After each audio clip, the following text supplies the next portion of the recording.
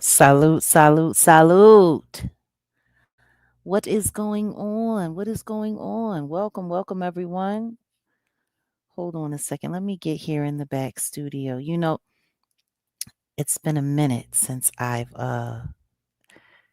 been consistently, operating on StreamYard. Like I used to always just do StreamYard and then out of nowhere, I started doing mobile upload. And partially the reason why I was doing that was because my channel was being suppressed and I found myself just stuck, always fighting, trying to get people, to understand.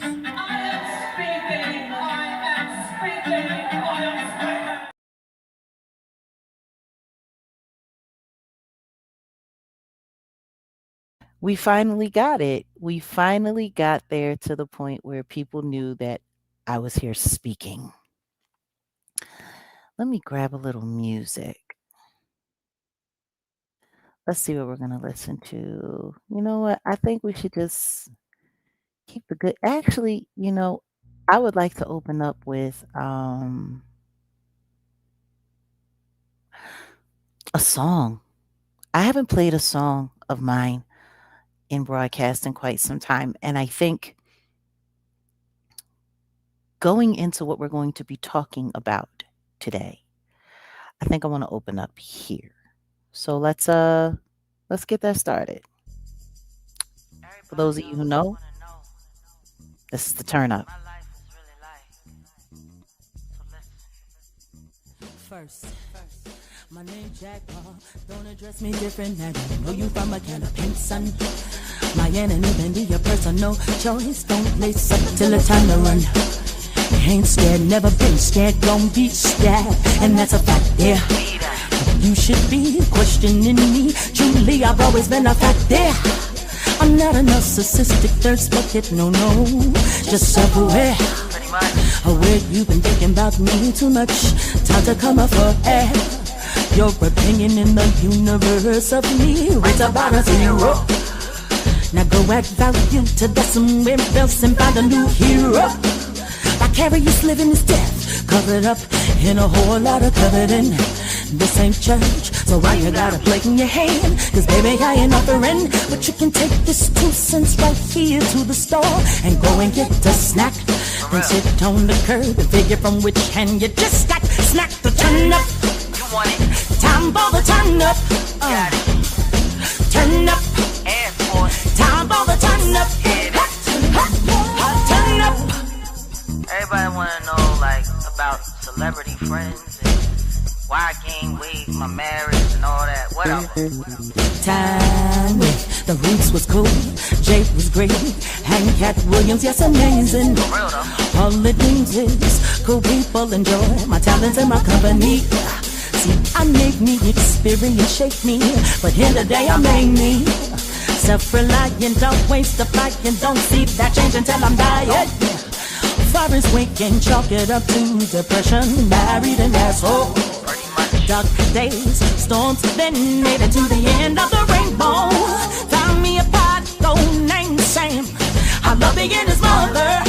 Might do it one more time, honestly, because it's such an honor. Always wanted a real life for real love, something that was on my true definition of fame is to be alone in the sunshine. Turn up, time for the turn up. You wanted it. Turn up. It is. Time for the turn up. Turn up. Time for the turn up. You asked for it. Turn up. What? Time for the turn up. Turn up. Yo, everything in this world that glitter ain't gold. Ain't that the damn truth? Gain the world, lose your soul. Pretty much. Everything that glitters ain't gold. You gain the world just to lose your soul. Hey, everything that glitters ain't gold. You gain the world just to lose your soul. No shame in loving God, though the world may see us fail, yeah. Good things they do take time. Take yours, I take mine. No point in lying for it. Might end up dying for it. We all get what we deserve. Some help deserve some way to be served. My pride is my right, and my right is my life. And I learn, rich if I want to, but miss the real truth. I learn to be more understanding, to be more forgiving, to compromise, to believe God. Y'all always want to ask some questions, right? Did that answer it for you? Dos, Come on, man. uno, dos, tres,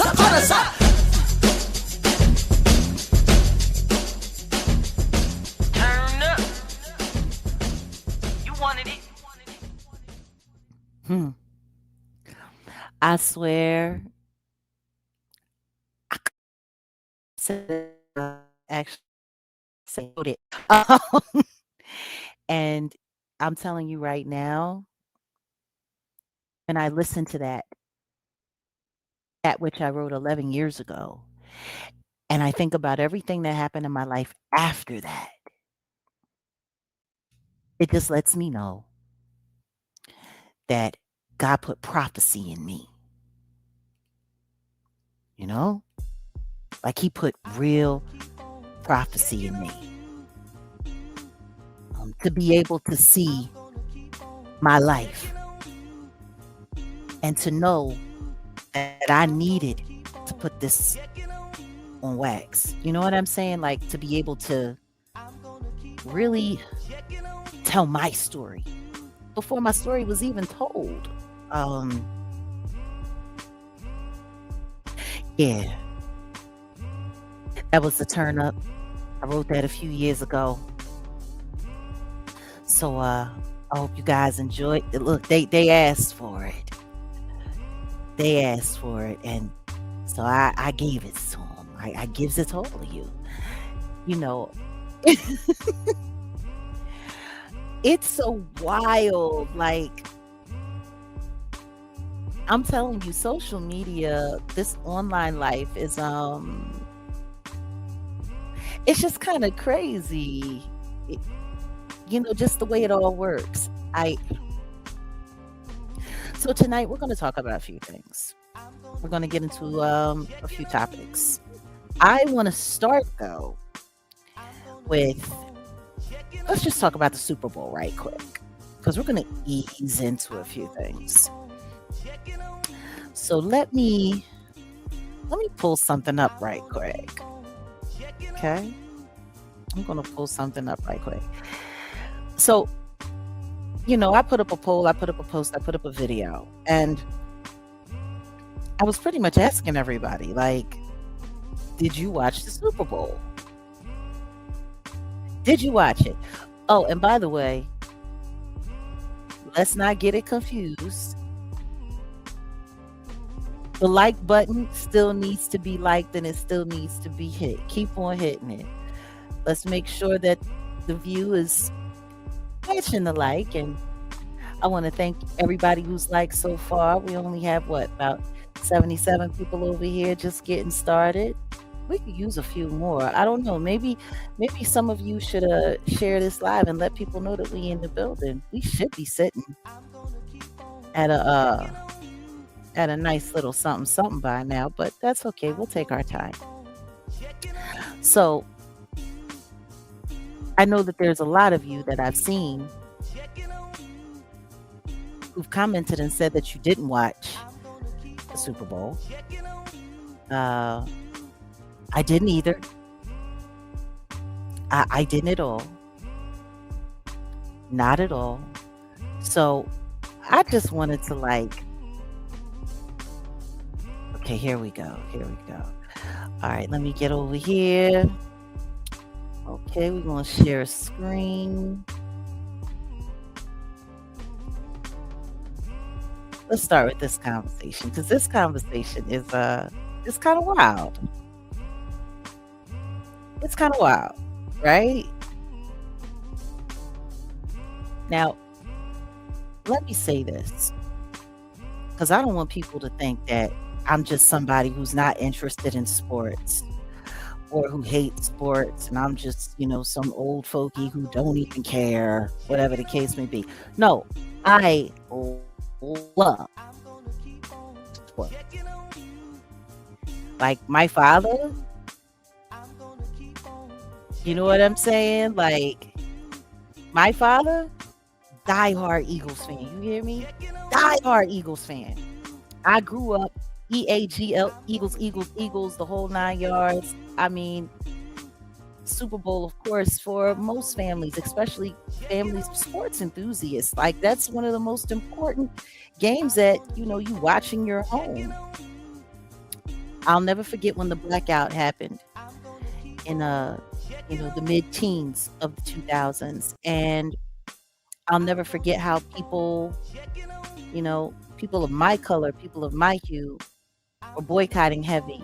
I had people that I associated with that once upon a time I called friends. Oh, I'm glad you like the song. The song was better than the halftime show. Well, thank you for that.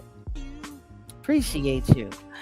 But you know, I'm telling you, like I have friends, people that I called friends at once upon a time. Can't really say that we speak all that much right now, but who had boxes.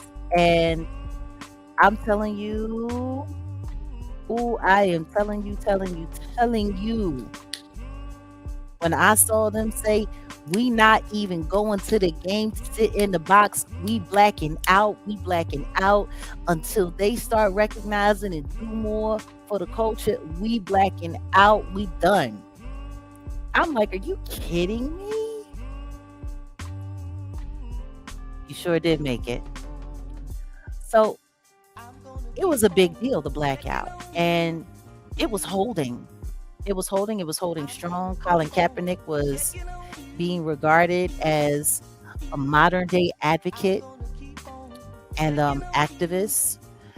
His efforts were finally being heard. Oh, welcome back on in, ACG. Good to see you. Good to see you. It's been a minute.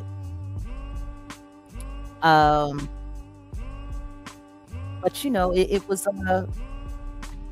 was an interesting time. It was. I didn't miss anything. Oh, honey, we gonna get into that. We gonna get into that. I'm slow walking it. I'm slow walking it. So yeah. Anyway. Oh, and by the way, just to be clear, can y'all put a one in the chat if you can hear me okay? And I have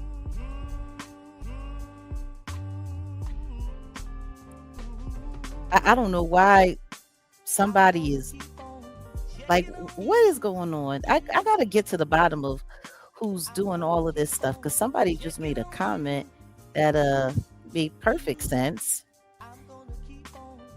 But if you guys can hear me okay, if the music isn't too loud, that would be great. Okay. Yeah, because I don't know. There's somebody that's sitting in some chat somewhere talking about I need to turn the music off. And guess what? We gonna play the music over here.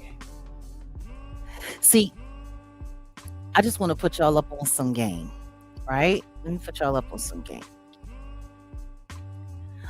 A lot of times I'll be playing music in the backdrop, whether it's my shorts or whether it's this, whether it's that, a broadcast, whatever the case may be.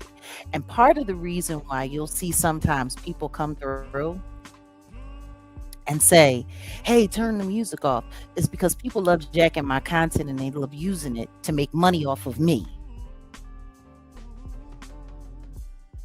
Don't nobody want me to earn a buck at the content that I create. No, they all want to make the money off of me. So of course they want me to turn the music off because they already know as long as I got the music playing in the background, if they try to jack my content, then I'll be able to come through and hit them for a copyright violation for using my music. Because whatever music I'm playing in the backdrop is registered. So yeah, sorry, you're gonna have to figure out another way to steal content from someone else, but you're just not doing it here today. So yeah, I didn't see the Coco Jones Black National Anthem. I didn't see any of it. I saw her try to pay homage. I saw the outfit, pictures of the outfit. I really didn't understand it.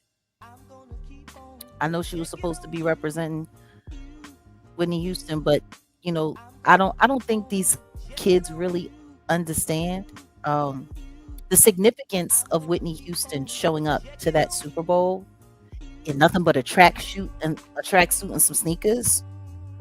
That was her trying to be more relatable to the people because at that point in time, anytime you saw Whitney Houston, she was in designer gowns. Oh, and guys, thank you for letting me know that you hear everything okay.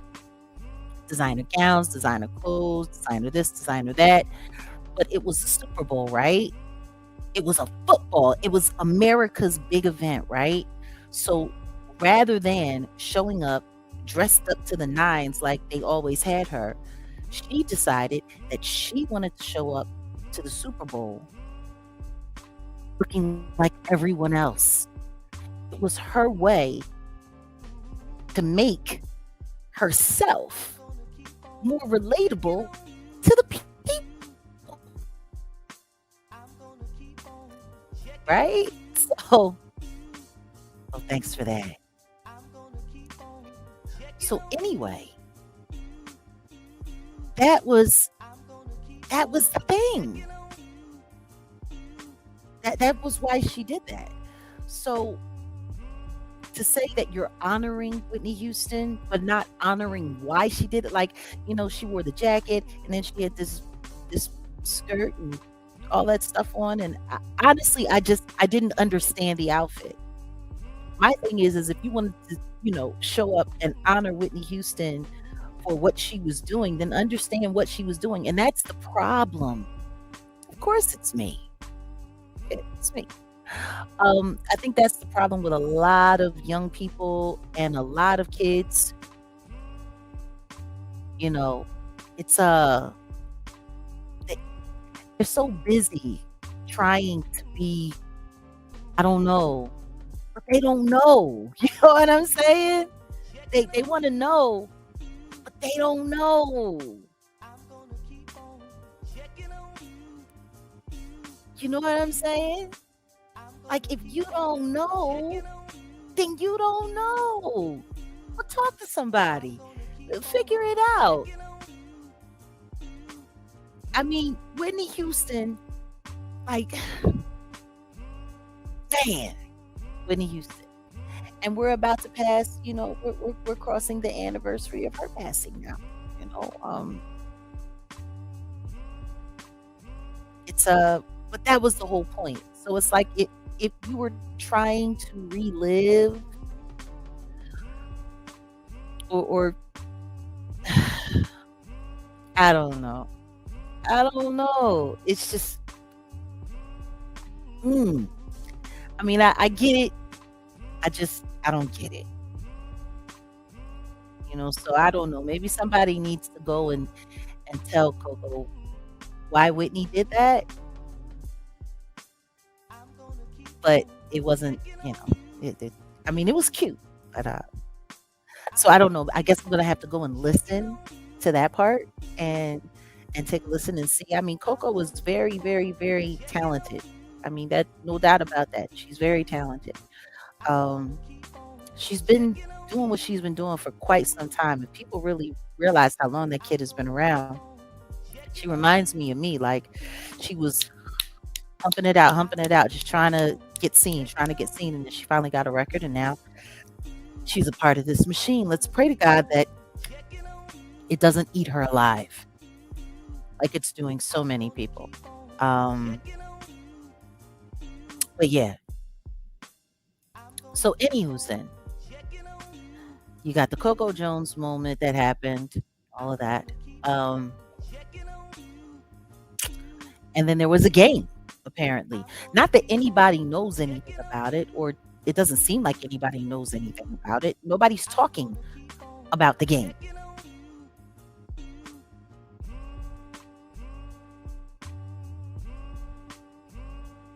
Like, of all of the headlines and stuff that we're seeing live online, Is anybody seeing anybody talk about the game?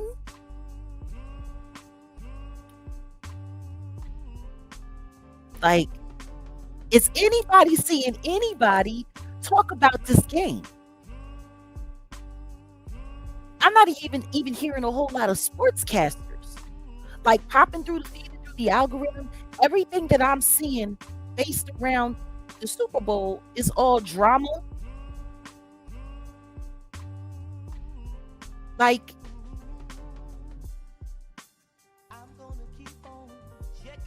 ESPN and Cameron was talking about the game. Well, I don't watch ESPN anymore, and I don't follow Cameron um, at all.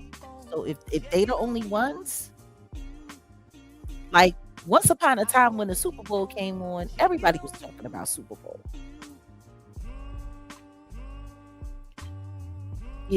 Like all I hear people talking about is the drama. Drama, drama, drama, drama, drama. All the drama. People know everything about what's going on between Cardi B and that boy, that Diggs boy. Everybody is talking about the Bad Bunny performance and this, that, and the third, yada, yada, yada. But you know what? Nobody's really talking about. I know nobody watches it except for Stephen A. And I don't even know why people watch him anymore. I think it's very clear he's absolutely full of shit. Exactly. It's the drama bowl now. Like I'm still waiting to hear somebody talk about a crazy touchdown or who had the best running yards or this, that, and like it. I mean, the truth is, from what I've seen, ass game. It was a shitty ass game. From what I could tell, leading up to the performance, there was nothing great going on, but field goals.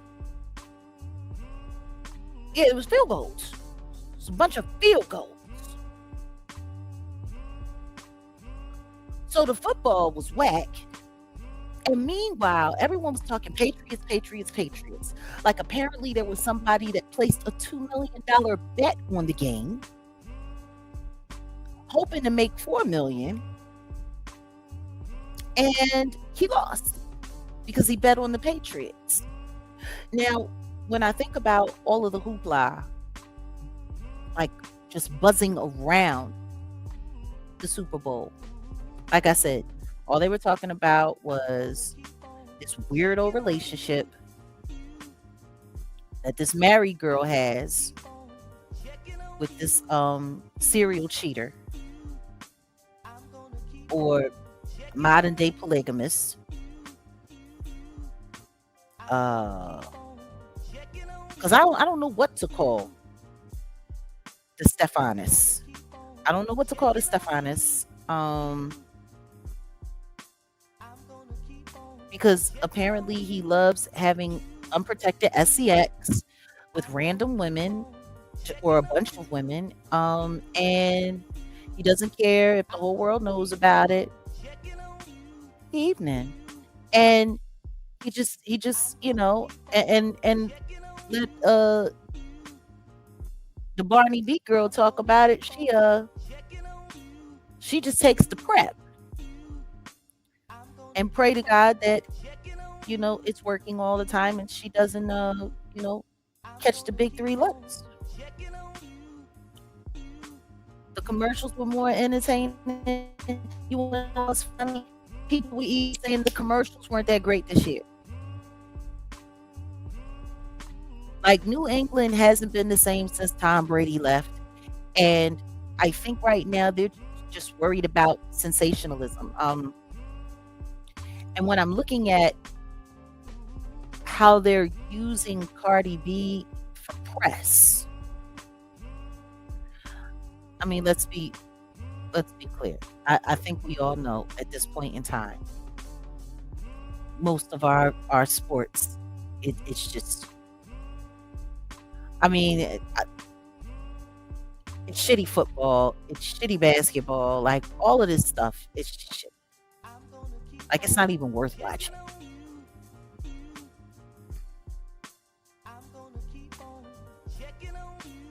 what does it say? I watched First Take and they talked about Super Bowl. Well, of course, they're going to talk about Super Bowl. To be honest, the game was tough between Seahawks and Pats. It was a good game. It was a good game in your opinion. That's funny because everybody else said it was a shitty game. They said it was a terrible game. That's what everybody else said. Ain't nobody really talking about it. But I know what everybody is talking about. Cardi B and all the drama around this breakup, and it's so funny watching all of her fans sit there and try to make excuses for this clearly misguided woman because she's in her 30s now and just doing the fool. I it's wild.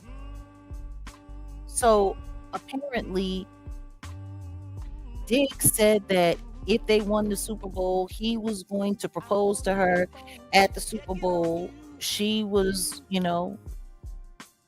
anticipating being proposed to, and you know, she paid $1.2 million to bring everybody there. She flew out some jeweler to it's eh. I know he ain't even do nothing. He was there. He was there for the clicks and views, and he was there to do whatever he did. Like it's like a soap opera. This whole thing. It's like a soap opera. It's not even real. So he dumped her. The girl that was cheating with her the husband that she's still married to, Offset, she was there trolling her, standing with her baby's grandmama. He's doing nothing on the field. The other baby mama was there taking selfies, showing her pass. Word is, officials from, the team from the Pats didn't even want her around.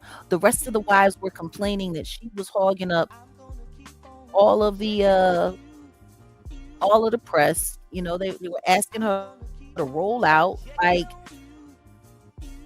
she spent all of this money.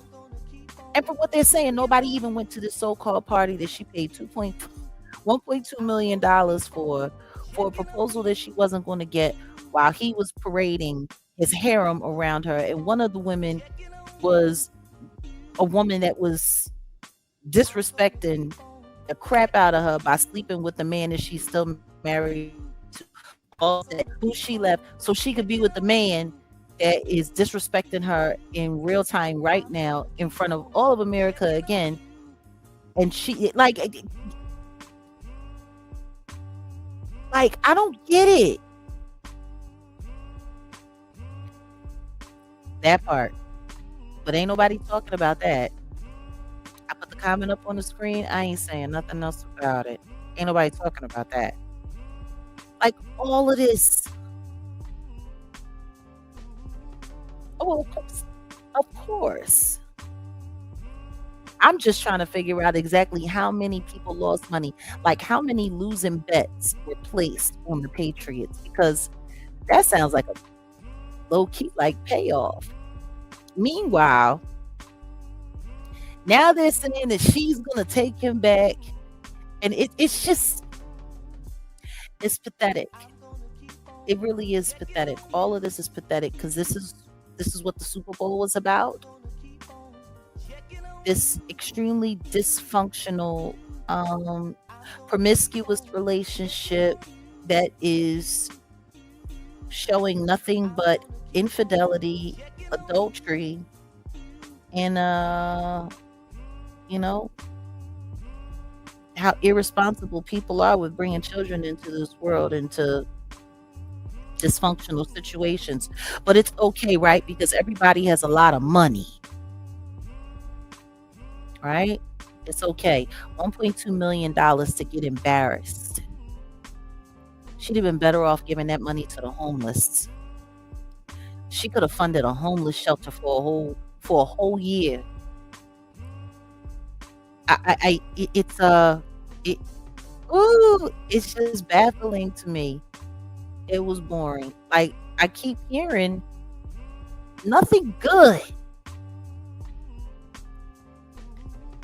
nothing good, nothing good about this game. Just the drama, you know, just the drama.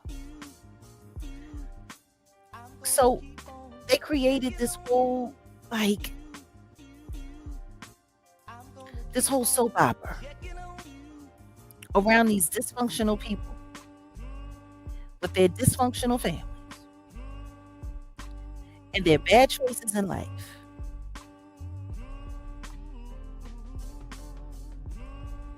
Wait a minute. Are you trying to say that Stefan Diggs lost so he wouldn't have to propose? I don't think he had anything to do with that game at all. I think the game that he was playing was the media game. That's the game that I think he was playing. Listen to me. We're not even going to talk about that hoodie. We're not even going to talk about it because people,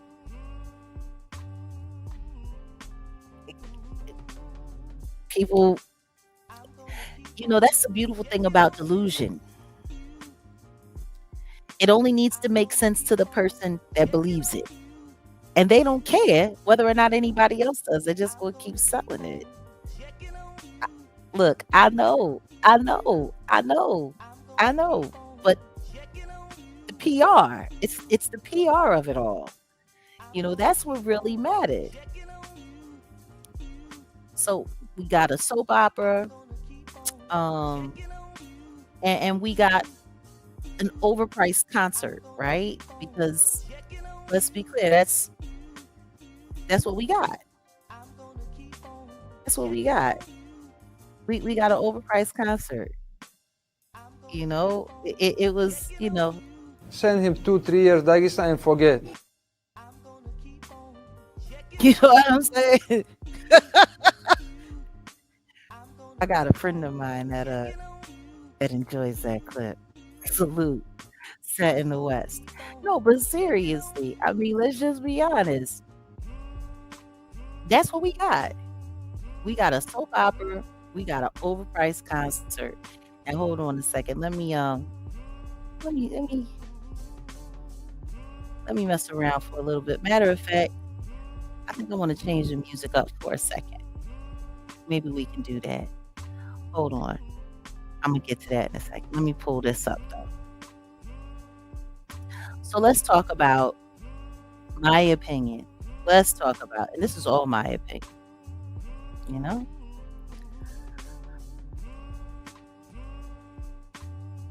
Hold on a second. Where is it? Here we go. This guy, the marquee of the marquee, right? Because his show was more important than the entire game. His show was all about, synergy between Latino America and America. It was all about, wait a minute. Hold on a second. I see a comment, right? Because it was all about, like, let's just be honest. It was this, oh my goodness, this great gathering moment for America. And there's so many people in America that have felt unseen. And now in this moment, they have been seen. Latin America has been finally seen. And now we are, whoa, whoa, whoa, whoa. And this is the guy who did it, right? You might know it's crazy. They don't talk about when Shakira and J-Lo was up there. That was Latin America. Like, they're acting like that never happened. They're acting like this is the first time a Latino performer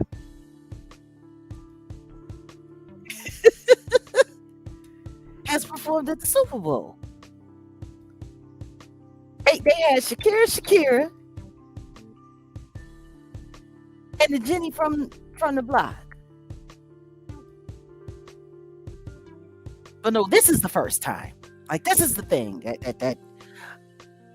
And meanwhile, while people are trying to sell that bullshit, they want to also make it about the LGBTQ community and he's this and he's that and he's fluid and he's whatever and people are they're hating on him. You're a racist or you're a bigot, and that's why you didn't like the show and whoop-de-whoop-de-woo and yada yada yada. Personally, I think it's crap. See, this is the reason why I wasn't tuning in. These images on the screen are the reason why I wasn't tuning in.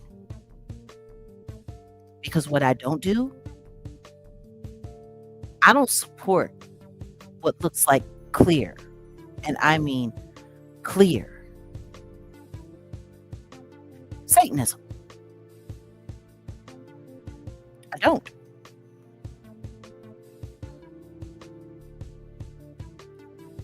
Salute, welcome in.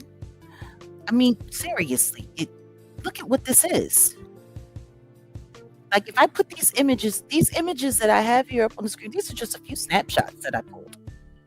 There's so many more.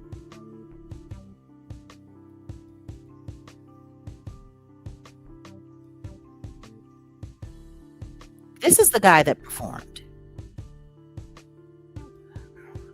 But it wasn't until the Super Bowl that people started, like, realizing and looking and noticing his connection to the diddler. There's a few other people that about that before.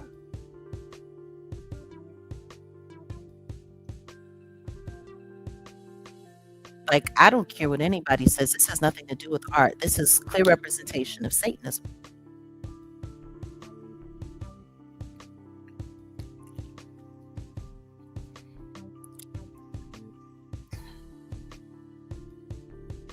You got Cardi B up there dancing in a casita. You got Lady Gaga, who has been tiptoeing on the edge of being a cheerleader for Satan's team. I don't know how long.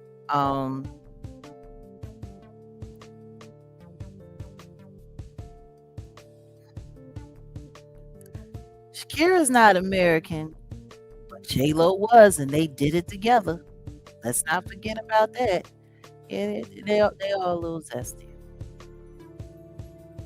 I think people are forgetting, that Met Gala, Diddy showed up dressed like Nosferatu, and Bad Bunny came in a matching suit, similar, but he did the white.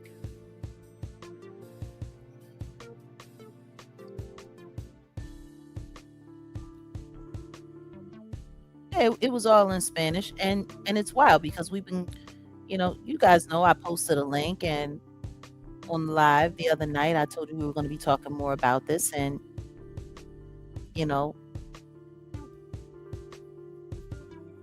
I've been doing a little bit more research trying to find out the origin of his relationship with Diddy.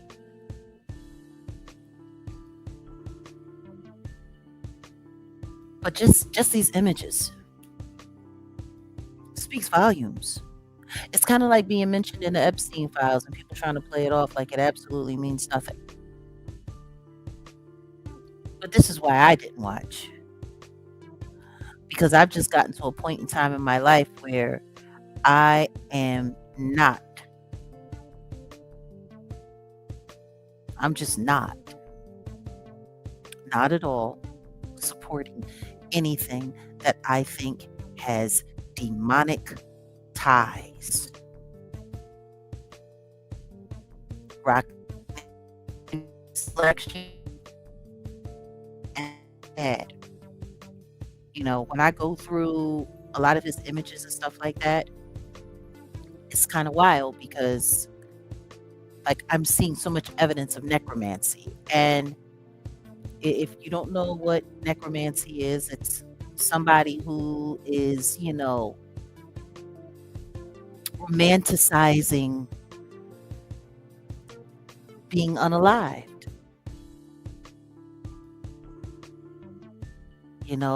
A lot of gore, a lot of blood. Like I'm just, I can't support it, and that's why I didn't watch.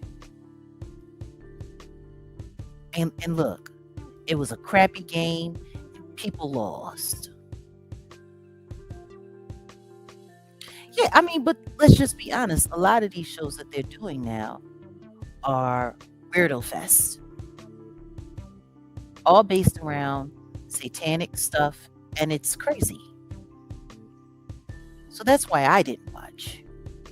Not because I'm a racist, not because I'm a homophobe,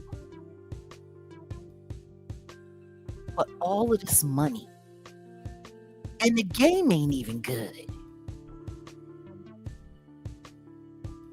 And it's just funny because it seems like it's all being done. Exactly. A Latino diddy do wop bop. Like, but nobody's talking about any of that. Nobody's talking about any of that. Yes, that's Bad Bunny posing as Nosferatu, and Nosferatu is the legend of the first vampiric king, the vampire god, as they called him.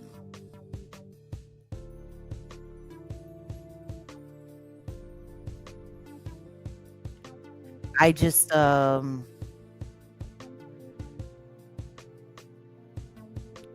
I breaking up or am I clear? Nosferatu, y'all a mess. Oh, welcome. Welcome to the channel, Torian. So yeah, that was it for me. That was my reason for checking out of the whole thing, and I'm glad I did. It wasn't worth it. It wasn't worth it at all. But what's even wilder is watching people compare that to Kendrick Lamar, and it's wild because Kendrick Lamar, everyone made such a big stink about that. It was so terrible, it was so this, it was so that, and this was so much better, and it's just, we're watching people make a lot of interesting choices in what they're calling entertainment and what they're feeding to the public. And we have to start deciding what we're going to buy into, what we're not going to buy into. Well, thank you. Love returned. It's just kind of wild. Yeah. See, that's a great observation right there. Transfer of power from one warlock to another. If we don't start paying attention to how demonic this country is becoming day by day, we're all going to get sucked up by it. Lyrics in his song, I mean, we could sit here and we could break it down and we could go through all of it, but the truth is I don't even want to repeat the crap. It's a bunch of weird sexual stuff. It's about being totally influenced on pharmaceuticals and alcohol. It's about doing all kinds of weird stuff and selling your soul to the devil or buying somebody's soul that is for sale. And I'm not saying that that's all of the songs and that's all of the lyrics, but there is definitely a theme. There is definitely a theme. Huge theme to what's going on there. So,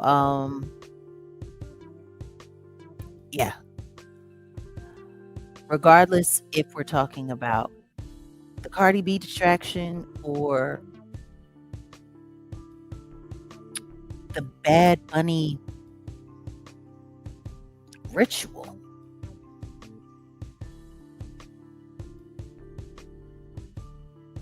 They NFL has sold to the devil, in my opinion, and taken the Super Bowl to hell. And I will not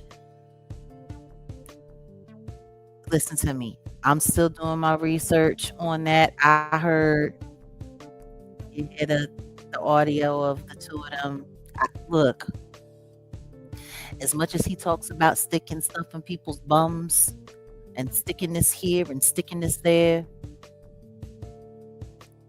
you know, first Meek Mills and now this. It's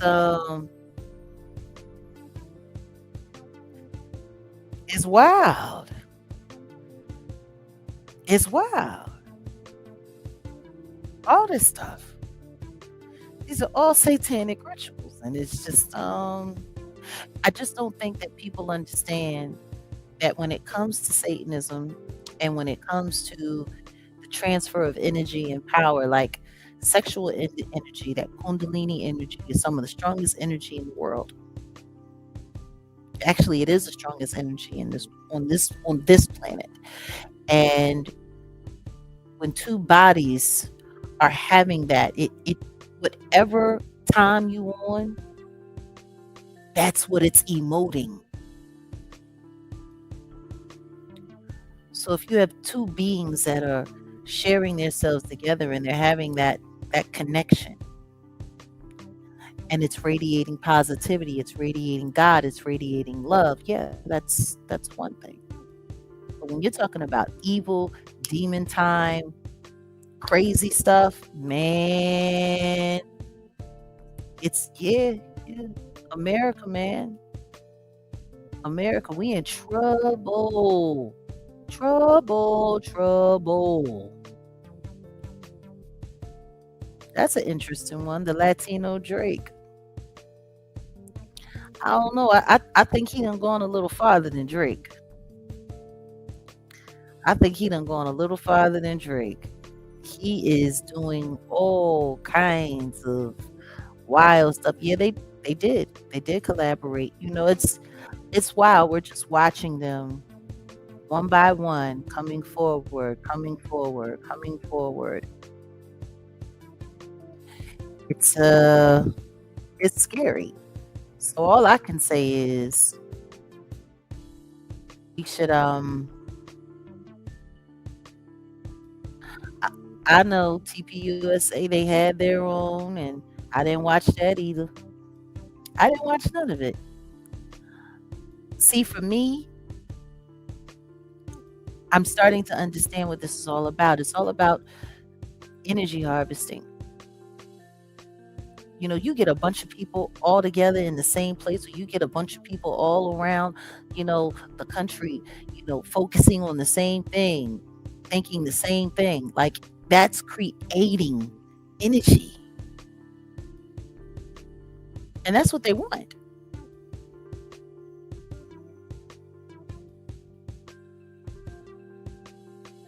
I salute and thank you for that. So yeah,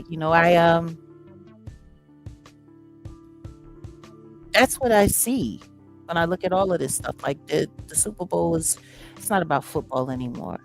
It's about ratings. It's about generating energy to harvest. It's about,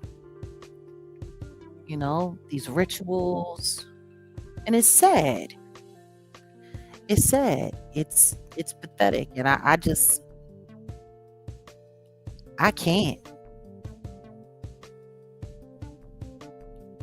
I can't. I can't and I won't. So everybody was, oh, what did you think about this? What did you think about that? I know that this country is being overran by the weirdos, and decent people are becoming less and less and less and less and less every day. I'm not repeating the lyrics, honey. I promise you that. But y'all just need to be very careful what you give your energy to. Be very careful what you give your attention to. I find myself more and more and more trying to avoid the internet intentionally for certain times, for certain all of that, because it's like, you know, they're pulling your energy there too. Like anytime you see them running like these themes, running these stories, and a bunch of content creators and a bunch of outlets are running it at the same time, they're doing that to generate interest, to get you to be online. So I want you to think about that. When a story is going viral, like think about how many people are online at the same time. That means whoever's monitoring what's going online has access to be able to tap into all of these people's streams, all of these people's feeds. You see what I'm saying? Like, I don't think anybody thinks about that. Like, that's what it means to go viral. If something is going viral, that means there are large groups of people that are hosting and sourcing the internet at the same time. I want y'all to think about that. Maybe you should. Like there's so much that we're not paying attention to. Welcome, Miss Parker.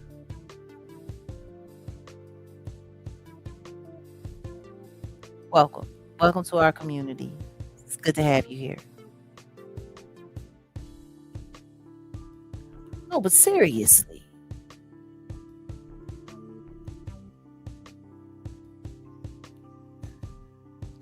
No, souls are currency. You're absolutely right. Salute to our moderator, Archangel Michael.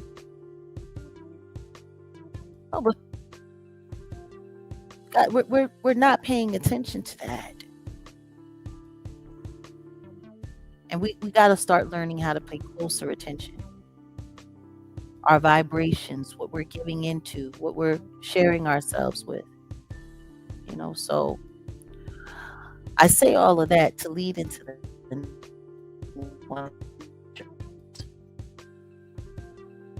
because I've been getting a lot, and I mean a lot of conversation about something else that's been going on out here on the internet. And it's just kind of crazy because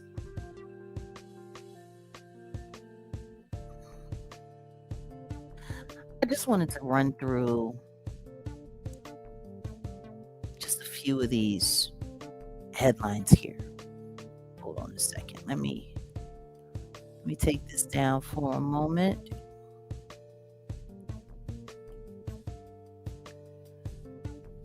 These headlines.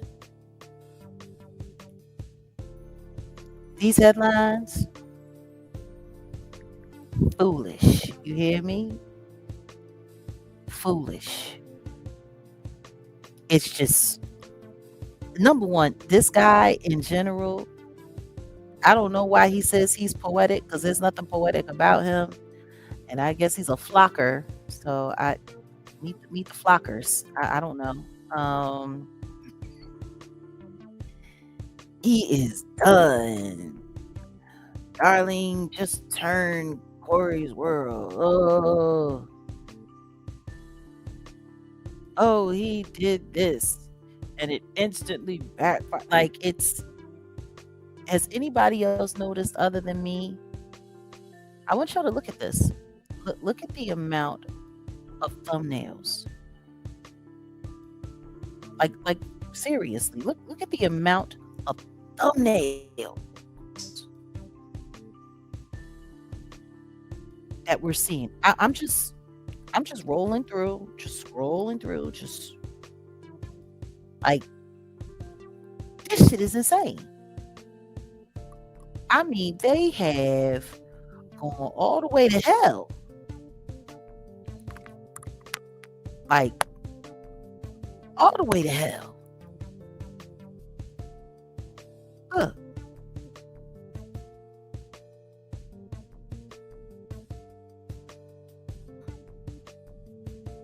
And it's funny because as you're looking, if you're really paying attention, you're going to see some repetitive, really, really, really, really, really repetitive. Like some people over and over and over again. There's some content creators that are posting, doing, I don't know, 3 to 4 videos about this daily. And, just making a meal of the whole situation. It's wild.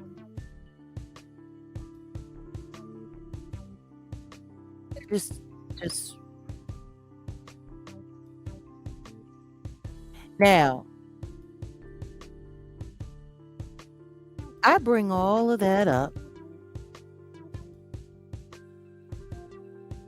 because I've been noticing that some people have been jumping on my channel and have had a few things to say about some of the commentary that I've had about what's been going on with Corey Holcomb and this online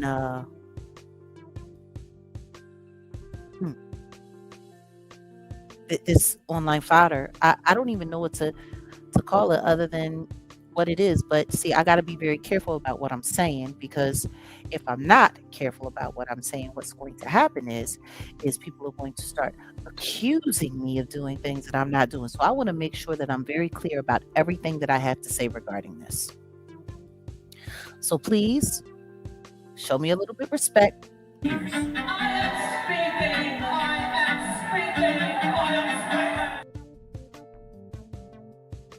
And I want to make sure that everyone understands that once I've said what I had to say about this, that's it. We're not going to be going back and forth. We're not going to be doing a bunch of arguing about it. Okay?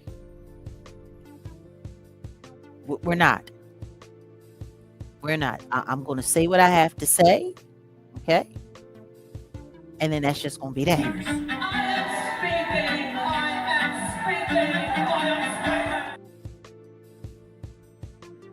Period.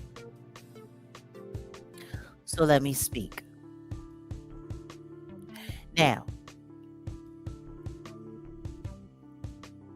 I'm going to say this as quickly as I can and as eloquently as I can, because I really don't want people to miss my point. When I was younger, I had a family member that was an older gentleman, and he was clever, and he used to flirt with the younger women. Welcome, Alina. Thank you. He would always, joke around with the younger women, and he would whistle at them, and, he would, just say a little something. Oh, look at you, sexy ass. Oh, you too cute. Oh, look at you switching down the street. You look good. That kind of thing. Now, this was a man who was in his 40s or 50s who was talking to women in their 20s, sometimes as young as 18, 19 years old. And they would call him a dirty old man and say, "Oh, I can't believe you. What you talking about? You don't be coming up to me like that. Woofy woofy woo. You way too old for me," and da da da da whatever. And he would always say, "I might be old enough to be your father, but I'm still young enough to make you a mother." And that was his clapback to "you're too old for me," right? And when I think about that now,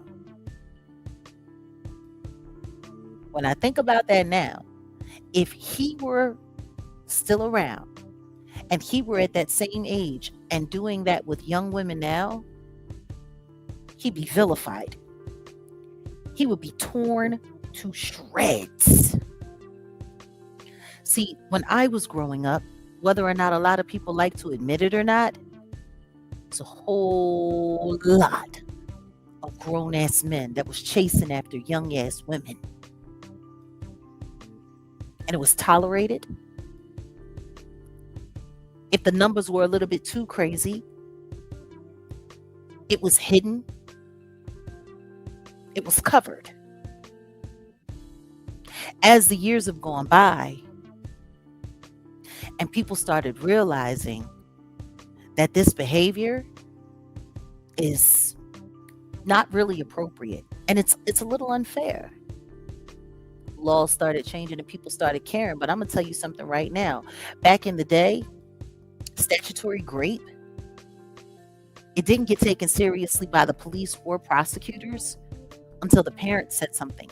If the parents said nothing, it didn't even matter. I got family members who were in the 9th grade, 10th grade with 25-year-old boyfriends, knew where that 25-year-old man was sleeping in the house, helping pay bills. So we don't need to sit here and pretend, especially like my generation. Like, we don't know that that's the kind of shit that happened when we was coming up. Because it was. Thank God that the law takes it seriously now and are doing something about it. Thank God. But man, for so many years, it was totally being tolerated. Like, I'll never forget hearing a police officer. I went to a friend of mine who was a cop, and I was telling him that there was a guy that I knew that was messing with too many of the young girls. And I'm like, yo, y'all can't do nothing about this dude? And he said, ain't no prosecutor gonna take no case for this. And if the parents ain't pushing the issue, and if the community ain't pushing the issue, what we supposed to do? And that was a cop. But now, it's taken very seriously. Matter of fact, it's become so serious that it's able to be weaponized. Now, and guess what? I see you. I see what you're saying. I see what you're saying. Somebody in here talking about cancel this and cancel that. You're absolutely right. It is sick. But it's what's happened. It's been happening in this world. So let's address the audio.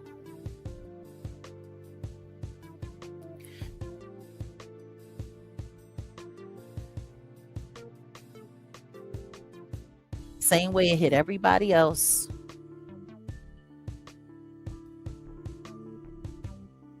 It hit me the same way it hit everybody else. I'm not going to pretend.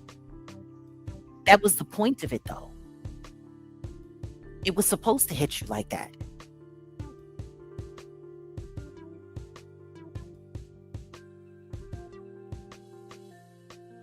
It was supposed to hit you like that. Whoever edited that and put it together, they did exactly what they were supposed to do.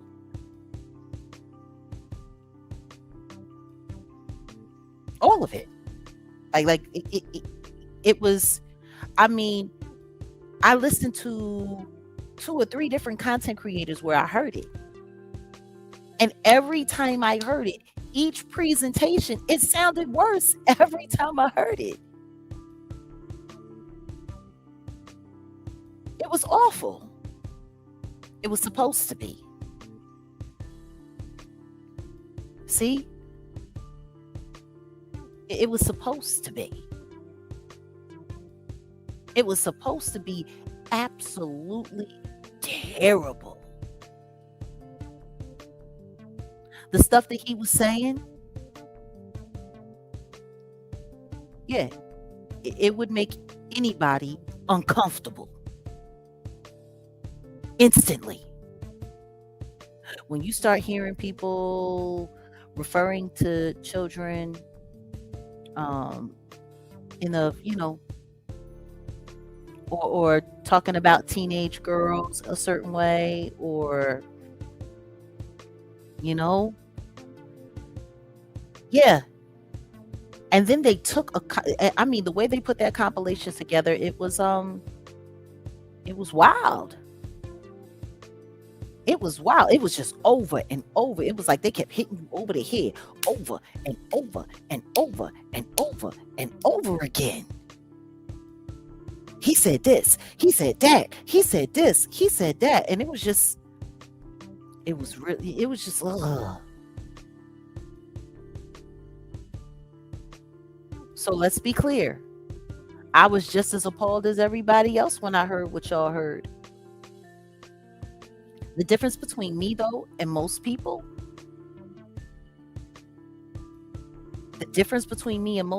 is I pay attention to what's behind it. So let's keep it real. Let's keep it all the way real, and let's keep it all the way funky. Somebody took the time, either one person or a group of people got together in a Discord somewhere and came up with a plan. And they went and sat there on the 5150 show and they listened to hundreds of videos. Oh, listen to me. We all agree that everything that he said was fucked up. We all agree on that.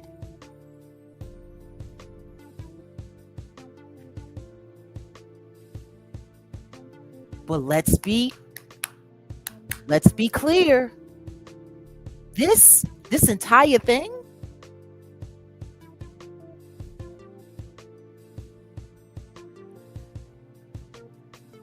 let's just be clear. I don't know why people keep please somebody keep an eye out on Alina's post. She actually put up a couple of things and they didn't go against community guidelines, and they're literally sitting over there reporting her comments. And her comments are real and they're very valid, because she's sitting here talking about how certain young women in the business have been SE-actualized, like Destiny's Child, like Rihanna, like Aaliyah was. Young women have been being SE-actualized online in the industry, in the movie industry, for many, many, many years. Like Russell Simmons and Kimora Lee Simmons, that relationship, disgusting, absolutely disgusting. No problem, Alina. You know I'm always trying to keep an eye out as best as I can. But back to the whole Corey Holcomb situation. Nobody's denying it was terrible. The question is, it's the timing, see?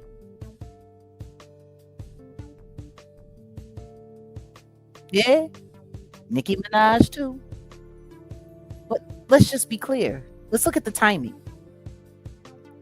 Right after the new year,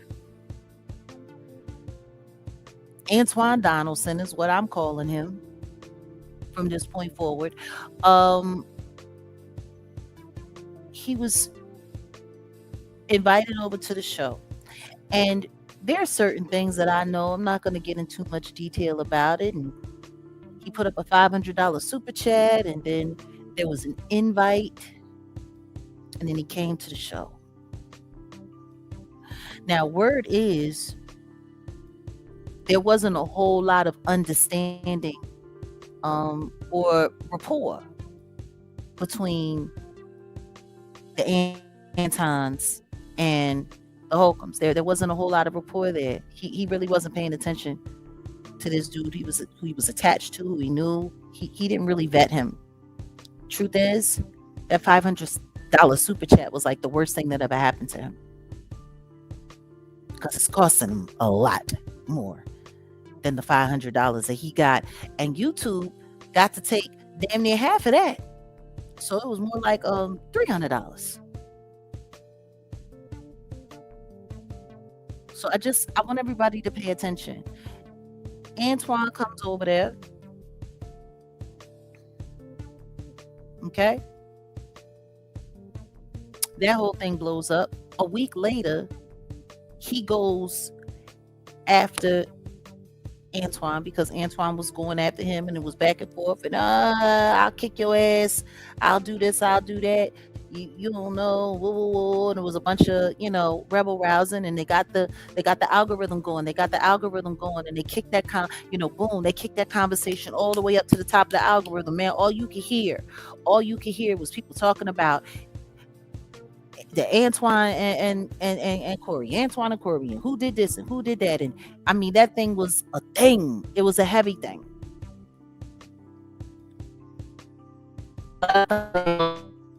Algorithm, a lot of airtime, a lot of content creators were on that. Corey did what he did with the family and put pictures up and said some real hardcore. I mean, hardcore, cold shit about that nigga family. And I'm not gonna lie, as terrible, and I mean as terrible as what he said was, I laughed. I did. I'm not gonna lie. I laughed.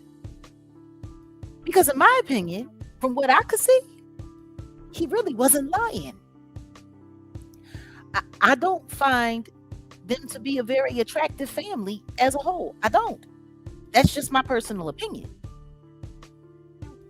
I mean, he said some hard shit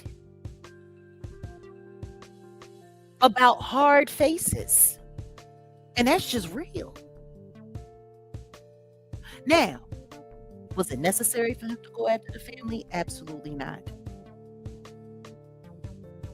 But then right after that, Kwame Brown jumped into the conversation and pointed out the fact that Antoine Donaldson had gone after a bunch of people himself. Matter of fact, he pulled up the video of the Hebrew Israelite family where Antoine Donaldson was sitting there talking about how people stunk and how their kids was stupid and it was this and that. And he had the pictures up, no different than what Corey had done to him. Kind of canceled that conversation out. You know what I'm saying? And then the next thing you know, the day after that, here comes a video. Something that happened over a year ago.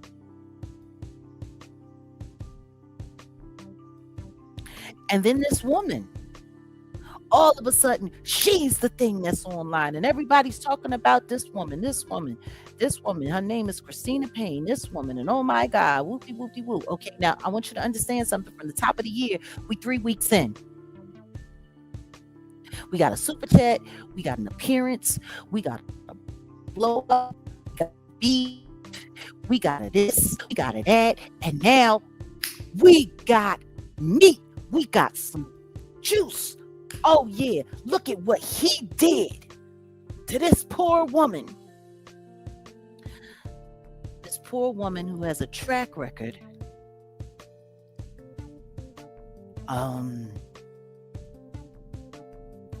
That would make your average crackhead look like a church-going, tax-paying citizen.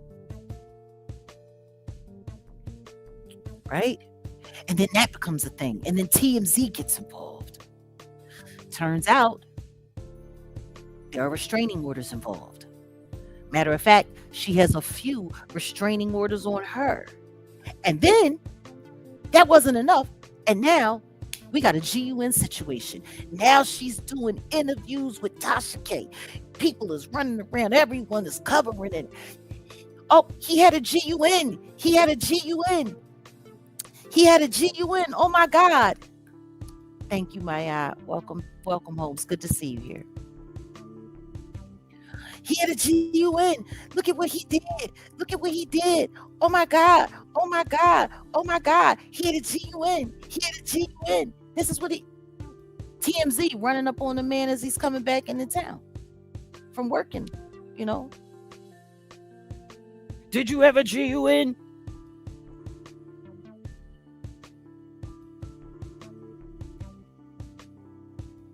So now We got a whole nother situation going on. And then guess what happens?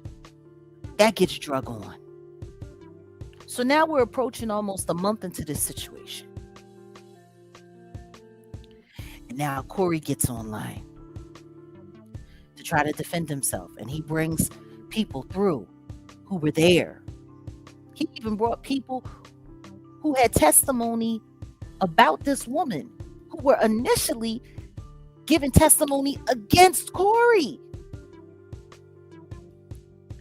He had a whole brother sit there talking about, yo, this chick went too far. And they tried to get me to say that you had a GUN. And I'm like, no, I ain't doing that because that didn't happen.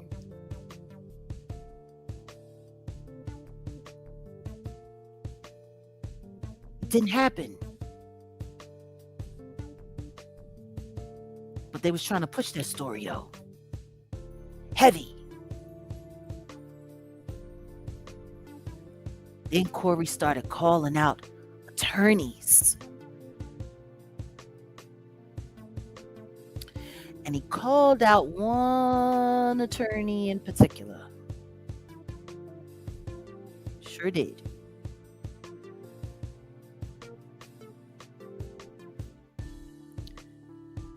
And he said, I got information on you. And he was real disrespectful with it. He was. I mean, let's just be clear. Corey Holcomb, ignorant can get when he wants to be. He can speak nasty. He can talk heavy. He can do all kinds of things. I mean, he's cold. He cold-blooded with his mouth. He really is. He is cold-blooded with that mouth. He get to going,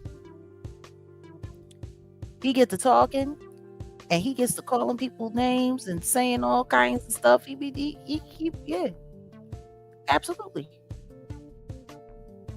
Absolutely. Some people might say he goes too far. Some people might say that. Some people might say that he does too much. And maybe that's true. Maybe it's true that he does too much. Who knows? Who am I to say? Some people would say that I do too much sometimes. People have a lot of things to say about a lot of things this day and age. They really do. Like, a lot to say. And yet, he's a grown-ass man, and whatever the fuck he wants to say, he can say. He has the right.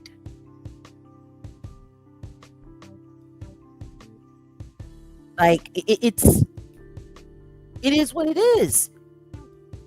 He's not the only ignorant person in America. He's not. There are some people online that's more ignorant than him. I was just listening to an old clip of Donald Trump and Howard Stern talking about his daughter Ivanka when she was still in her teens. And Howard Stern literally referred to Ivanka Trump in front of her daddy as a hot piece of ass. And nobody said nothing.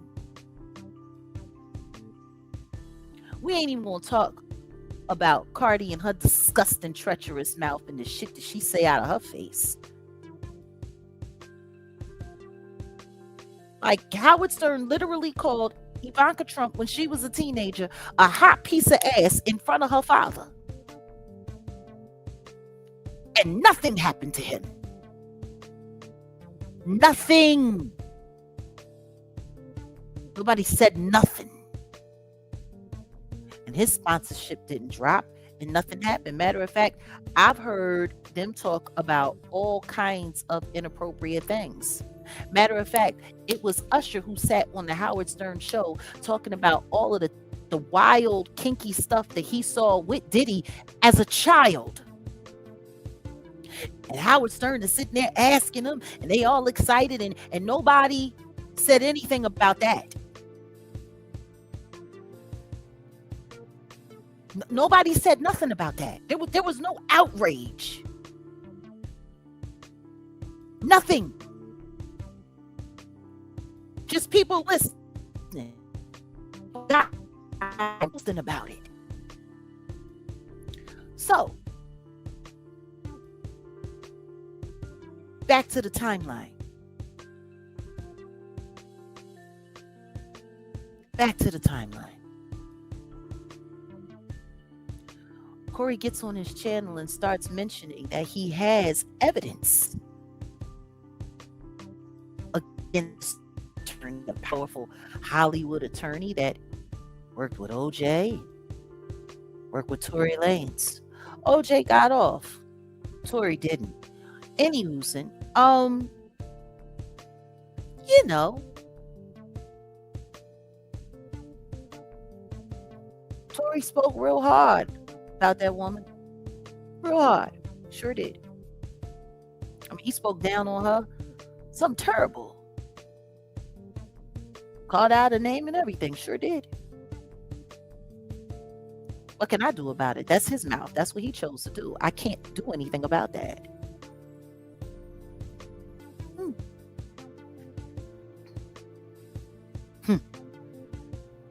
But the most important thing that he said out of his mouth when it came to that woman was that he had evidence proving that she was a dishonest attorney and that the things that she was doing could put her in a position to lose her law license. I pulled up this image for a reason. Because all of these attorneys in this image on the screen are linked in one way or another.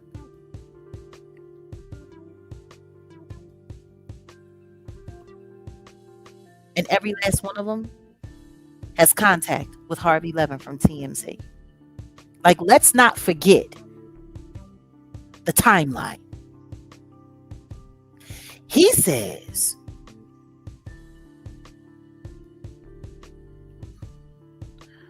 the woman in the purple, I'm not going to say her name because apparently saying her name creates quite the difference and turns people into PDFers overnight. Her name is Sean Holly. This is the woman that represented Tory Lanez in his case and then dropped him right before it was time for him to go to trial, leaving him to have to go with another attorney that could give him effective counsel. But she's the one, before she dropped his case, that refused to have the pistola tested, which would have exonerated him from having anything to do with that GUN, and hence the GUN charges wouldn't have been successful against him in court. That's who that is. And that's something. So, and this is the woman who's allegedly representing Christina Payne, who has strong ties to the industry. Very strong ties. Her husband is a very big part of the industry. Her husband, Mr. Dorian Holly, was Michael Jackson's background singer for many, many, many years.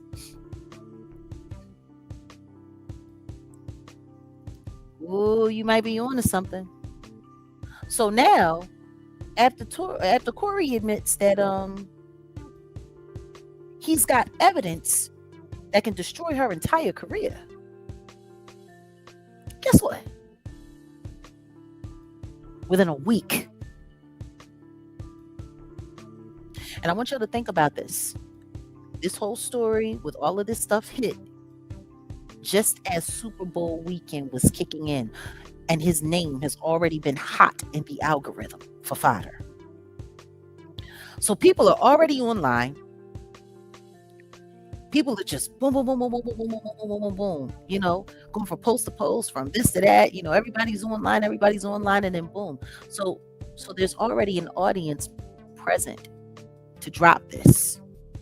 And then it drops and people hear it, and boom, it is the worst of the worst of the worst things that could ever come out of a man's mouth, let alone a black man's mouth who's being accused of being a woman hater, and somebody who puts their hands on women, and somebody who goes after people's families when they get some beef. Like,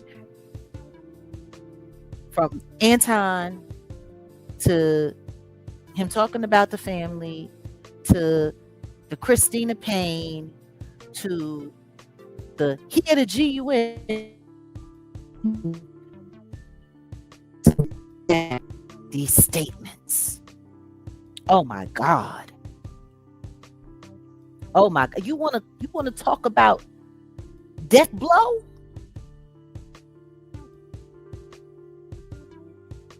You want to talk about death blow? If this was a video game, if this was Street Fighter, when that tape dropped with that compilation of the worst things that Corey Holcomb has ever said online, when that tape dropped, like, all they had to do, finish him. You remember that from Mortal Kombat? When you put in the code for the right combination to do that awesome super punch kick hit, and it's finish him. Like, that's what that tape was. Like, real rap. That was it. Listen to me. Straight Mortal Kombat. Straight Mortal Kombat. Finish him. It's brilliant. Brilliant. Like, if you're going to assassinate somebody's character, if you were going to tear somebody to shreds, we'll talk about that on another occasion. But yeah, I seen some of it. It was interesting, to say the least.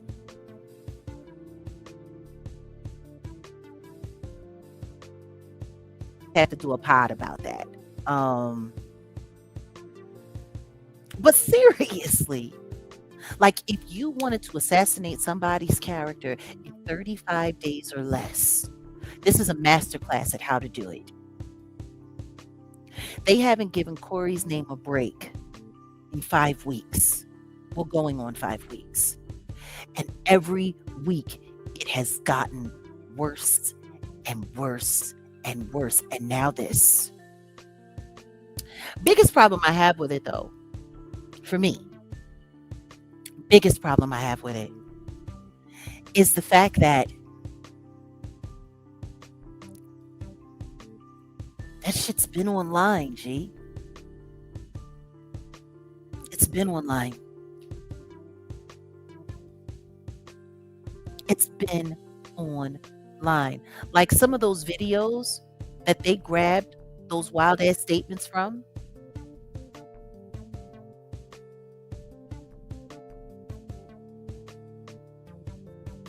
have been online for 5+ years or more. I want y'all to think about it.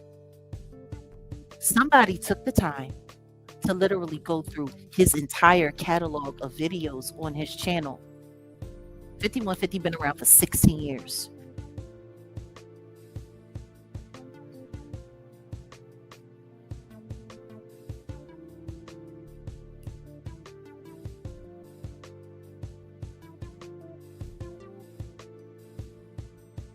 I'm dead ass serious.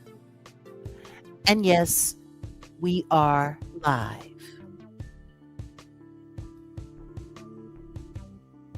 Do you know the kind of time that you have to put into going through that many transcripts over the course of that many years? And then go and find other content where other things were and put it all together.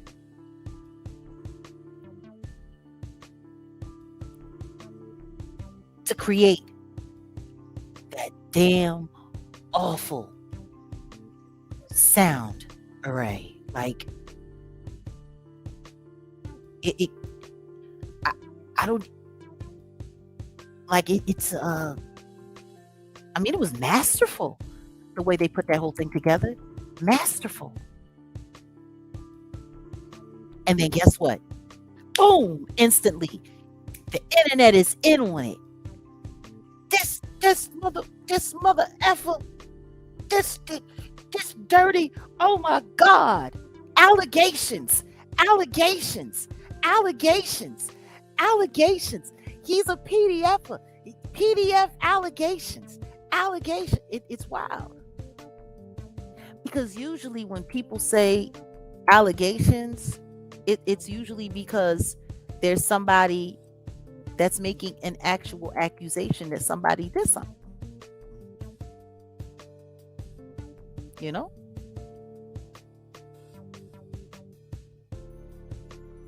Like usually that's how it works. Somebody did something.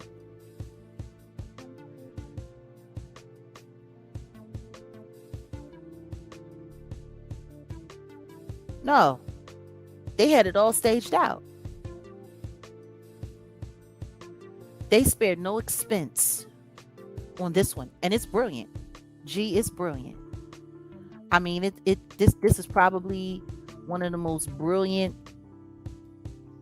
187s on somebody's character I've seen in a hot second. Like they spared no expense on destroying this man and making sure he stayed destroyed. Because the second that you put this on somebody's character, it don't go away. It don't go away. Like if the Anton thing wasn't working, if the Christina thing wasn't working, if the Corey's got a gun theory wasn't working, right? If none of that was working, this is going to. And now you don't even have to keep drilling after him because this is out there, the internet's going to do it for you.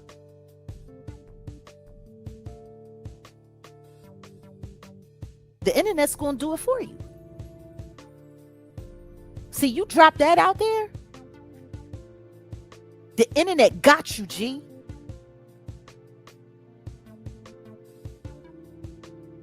The internet, they got you. You straight. They gonna run with this. They're gonna run with this. They're gonna run with this. And you can sit back and it's on cruise control. And now you can take your time at dismantling and picking somebody apart. It's wild. And this was all done in 35 days. And it's interesting because when this first happened, when the whole thing with Anton first hit, I said to an associate,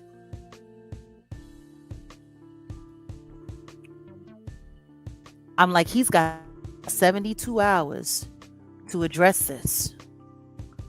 Otherwise, he's done. If he don't get ahead of this in 72 hours, they gonna run him down. And I was right. I was right. I just didn't see this coming. See, I don't. Now, see, look, here we go. We got this comment. And this is what I mean. And I want to thank you for putting this comment here because you're actually proving my point. He is a trash individual, a PDF, and a loser. Yep. That's your opinion. And you have that opinion because someone took the time in the past 35 days to make sure you had that opinion. See, this is the thing that I'm tripping off of. And I want you to understand this, Queens. And please understand me well. You didn't come up with this opinion all by yourself. Someone made sure you did. Maybe you don't understand how dangerous that is. Maybe you don't get how scary that is. That's right. That's that new media. Somebody sat down and created a plan. Okay? And I just sat here and explained to you how that plan was orchestrated and executed over the course of 35 days. And now you're sitting here saying exactly what they wanted you to say. I'm not saying that your opinion is wrong. I'm not saying that you're not entitled to your opinion. I just want you to know and acknowledge that that's not your opinion. Somebody gave you that opinion. And guess what? You've decided to lean in on that. Because people had a lot of things to say about Corey Holcomb before now that didn't include PDF. 72 hours. He went from an asshole. He went from a woman herder, and now he's just a PDF.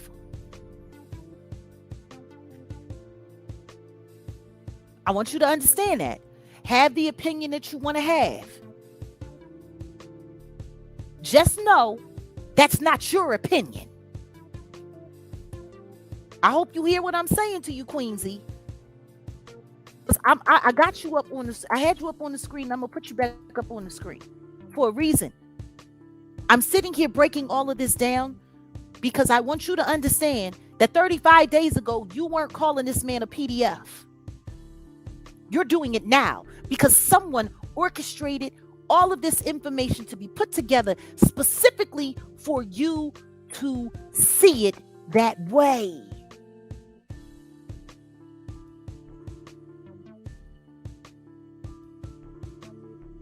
See, I understand it because I've watched them do it to me. It don't matter if you're guilty or you innocent, but when that machine get to moving, and they use the same tactics, they do the same thing all the time.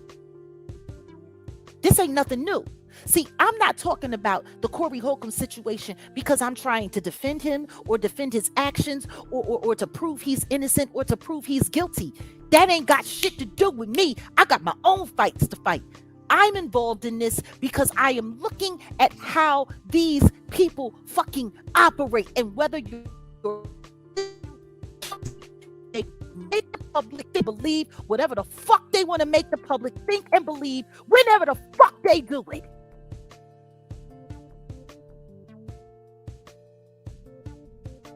Because all of this shit that they running with online, everything that they saying about this man right now, that shit's been there.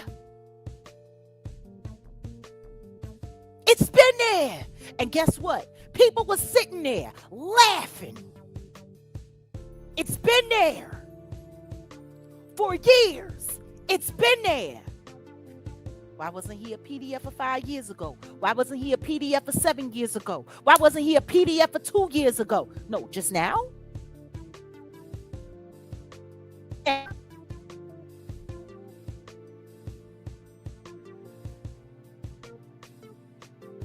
Just now. Fuck is wrong with y'all?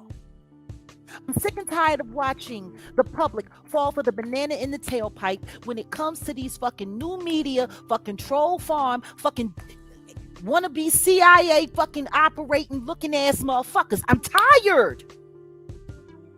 If you want to hate somebody, then hate somebody. But make sure you're doing it because that's what you came up with, not because that's what somebody told you to do.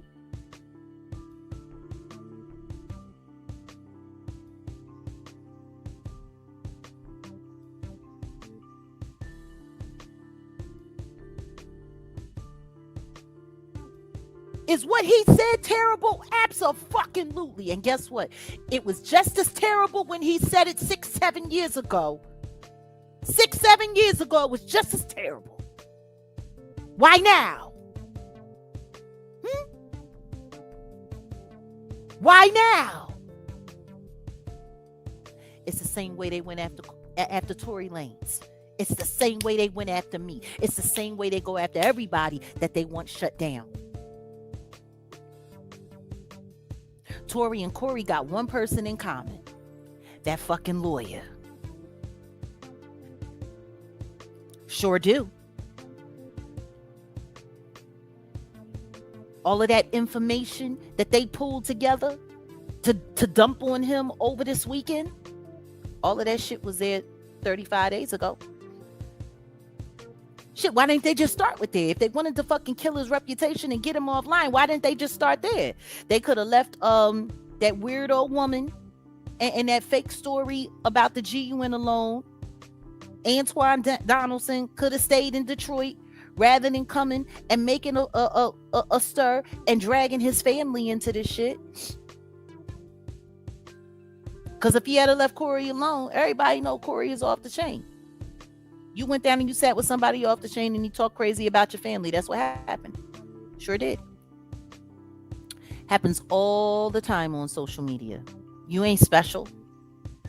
The way they talked about me, the way they talked about my family, everything they done to me, everything they done with my personal life. You think I feel sorry for Antoine Donaldson? Not the fuck at all.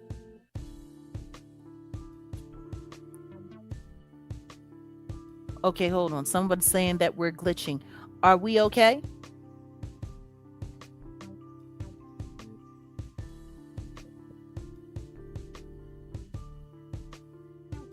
Like, I just want keep it all the way 100.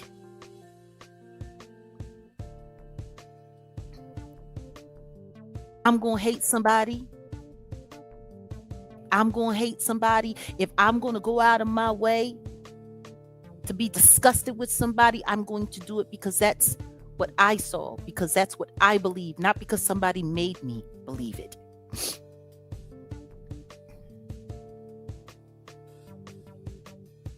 Okay. Can y'all hear me now?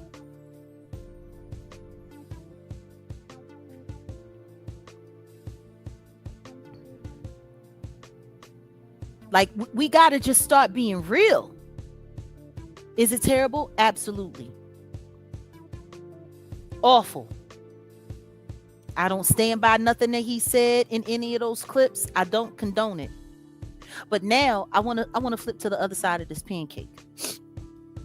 Now that we all so hot and bothered and so worked up, right? Now that we all so hot and bothered and so worked up,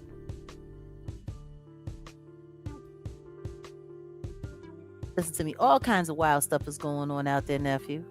All kinds of wild stuff is going on out there in the world.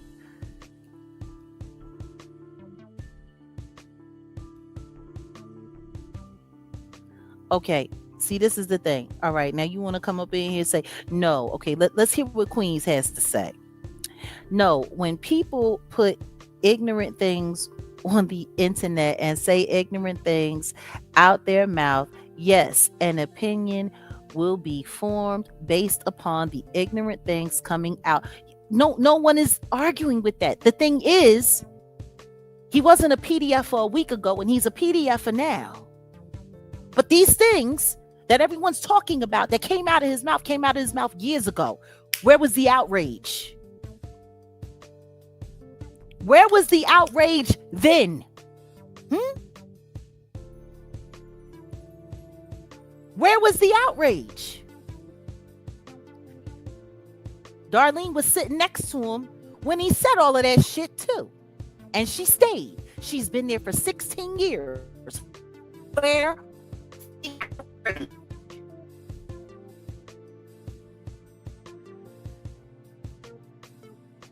Like, let's not be silly here.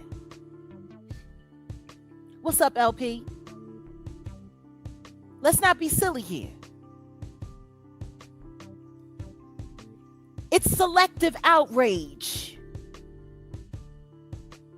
But you know what I say? Since everybody got so much hate in their heart for this man, great. Have it. Stay there. Stay there with it. You want to know what I want to see y'all keep the same energy for other weirdos. Because we got other weirdos that are online saying all kinds of ignorant and crazy things. And for whatever reason, they just get to run. They just get to run.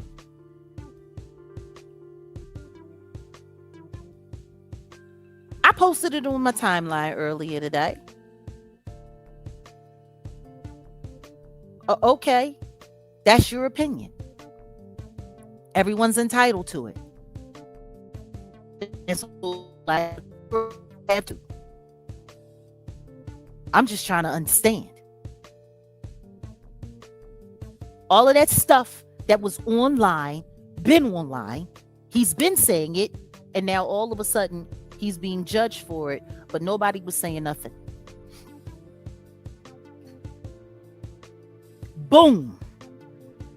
If we're going to have all of this energy, let's have it for everybody.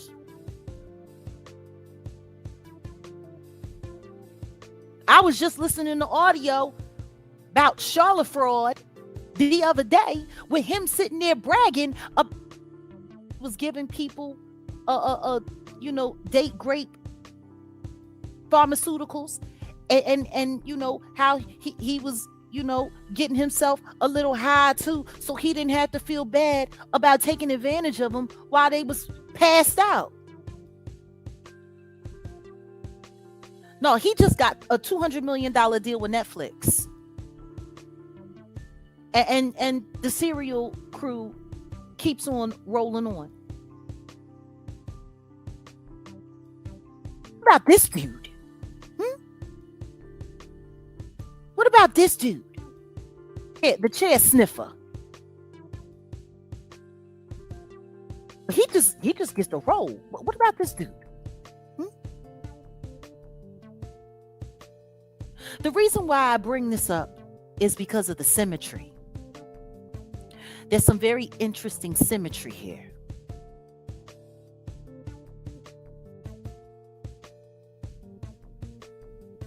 Put a 2 in the chat if you think Aries Spears is a PDF. Put a 3 in the chat if you think he's just a misunderstood comedian. 2 in the chat if you think he's a bona fide PDFer. 3 in the chat if you think he's just a misunderstood comedian.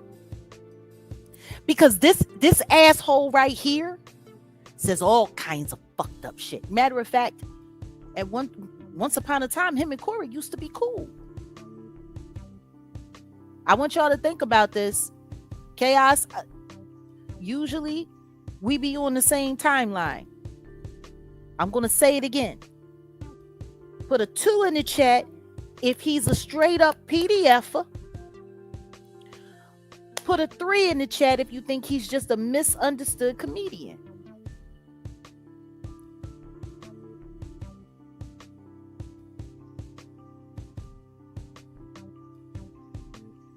We talking about selective outrage. We talking about selective outrage. Let's talk about it. 2 in the chat if he's a PDFer. 3 in the chat if he's a misunderstood. Who got a Netflix deal? Charlotte fraud. Charlotte ain't no man. The fraud. Got a $200 million deal for podcasts with Netflix. It's funny how some people get to behave badly and and tell all kinds of lies and do all kinds of craziness, and they get rewarded for it. They get rewarded for it. Others just get vilified and lose their work.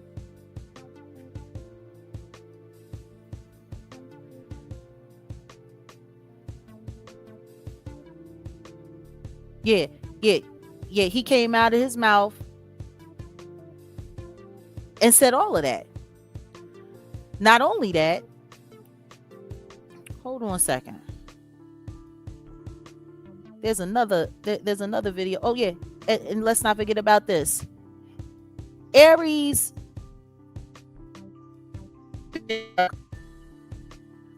I would have flown to Epstein Island if he invited me.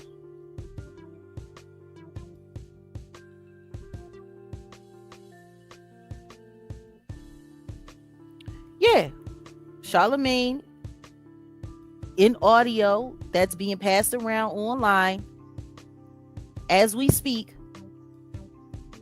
admitted to date rape. Matter of fact,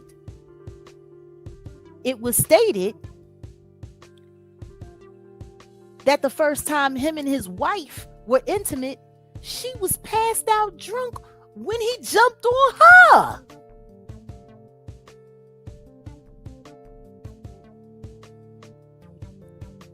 Oh yeah, he did bring that. No, he did bring down Tiffany. They brought Tiffany to heel. Let's not front on that. Let's not front on that. You know, I'm gonna pull up a few things, just a few. Actually, you know what? Let me get in here because this music. I like this music. It's good for thinking. It's good for thinking, but I think I want to switch it up a little bit. Switch it up just.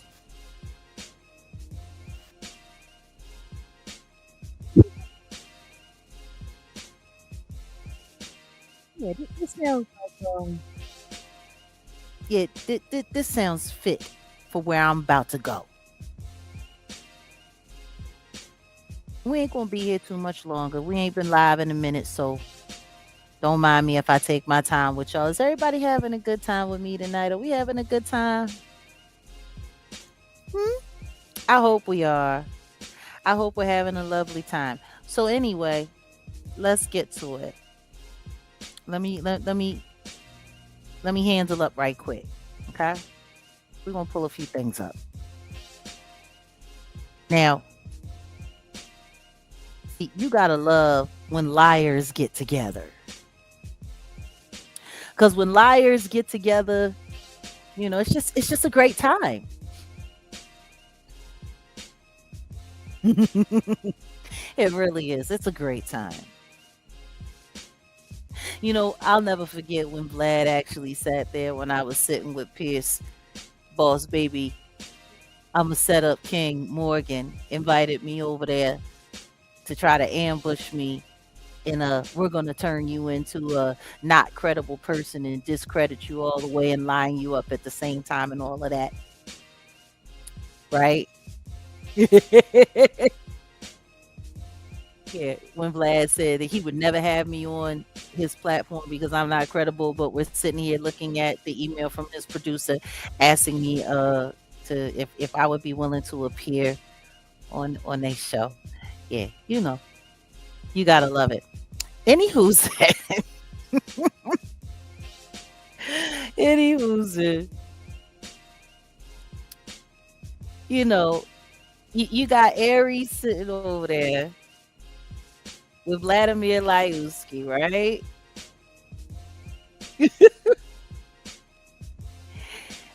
And I don't know. For me, I think it's just the audacity that some people have. Now, just in case we forgot, let's take a look at a little documents Here, we're going to take a little look-see-wook-see at this documents here. Okay? Let me get my glasses together. Uh-huh. Plaintiffs also alleged that Mr. Doe was groomed, groped, and Uncle Mo Lester's, and Essie actually assaulted by Mr. Spears and was aided, abetted, and filmed by David Spates. The Momo's video was uploaded and published to the website Funny or Die in 2014 and was not removed from the internet until May 2021. That's an actual segment.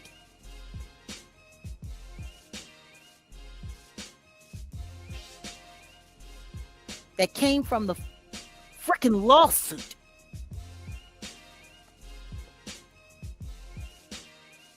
Y'all see what it says?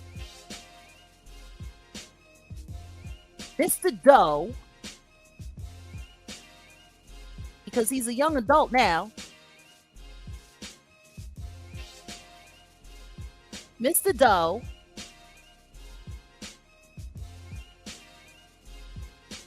was what? G-roomed, groped, Uncle Mo lested, and Essie actually by Mr. Spears, and was aided and abetted and filmed by David Spates. And that shit stayed up online for 7 years.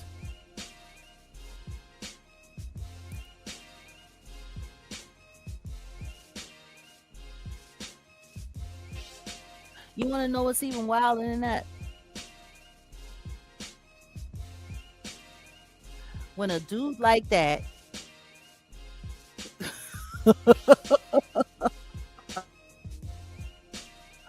with a dude like that, hold on a second. Do I have it here?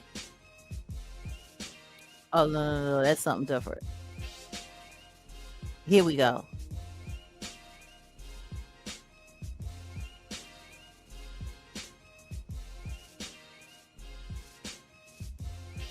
These are some of the pictures that were in the lawsuit.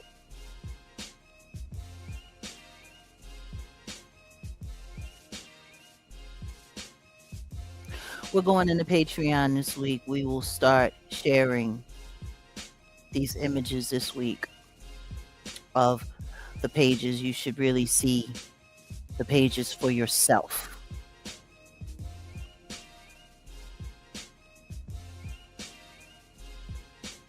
You really should.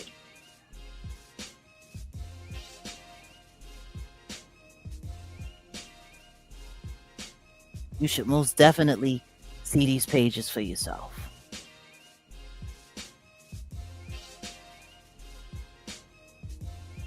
For those of you that can blow things up yourself, you can read. Spears then sits on the tub's edge.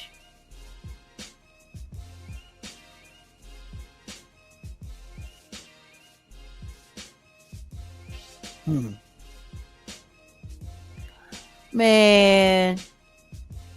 Woo. When the scene changes, Spears is holding a bottle of baby oil. Baby oil. Diddy's number one, preparation mode. Article 53 in this lawsuit. When the scene changes, Spears is holding a bottle of baby oil. Spears then shakes the bottle in a self-manipulation manner, squirting oil on the child's back. Spears then massages the oil onto the child's shoulders as pictured below. Bathtub scene 54.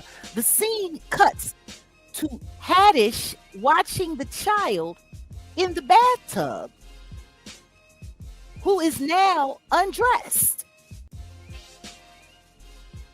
She is staring at the child until Spears comes into the bathroom, and Haddish leaves the room once again, meaning that she had brought the child in and prepared the child and left the child there for them. See, she lied to me about that part. Okay? Once again, it is just Spears and the undressed child and the cameraman, whose name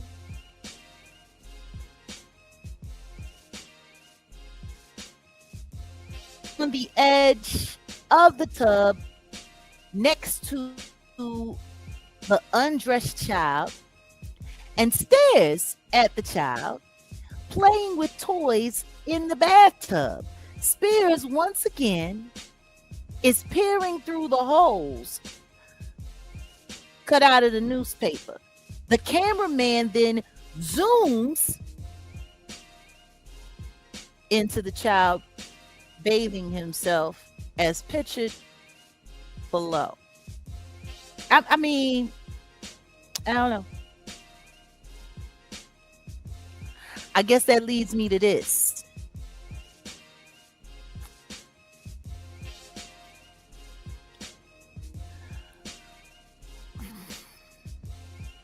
Let me take a second and let me talk to y'all for a little bit.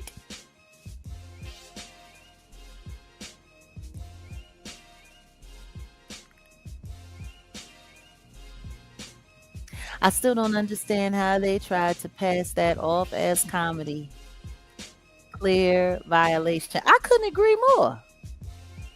I couldn't agree more. Let's see. Wow. Yep, never forgot that weird-ish. I have an idea who Mr. Doe is definitely. Yeah. Well, Mr. Doe is now a grown man, but at the time he was a child. Okay.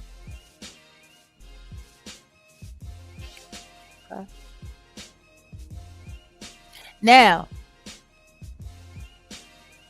where we are right now at this moment with the image on the screen, see,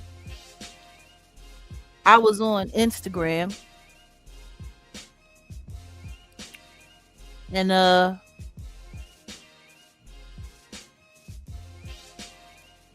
yeah, he's on paperwork. Like his allegations was on paperwork. I know.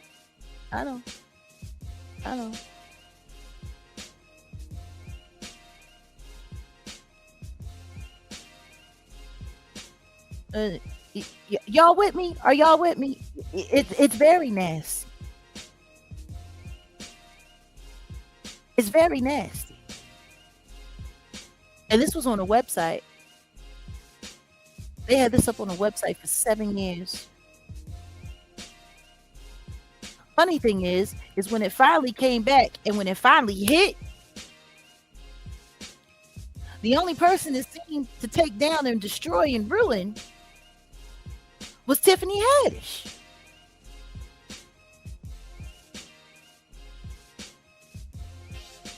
What's up, Mizak? So I need y'all to understand.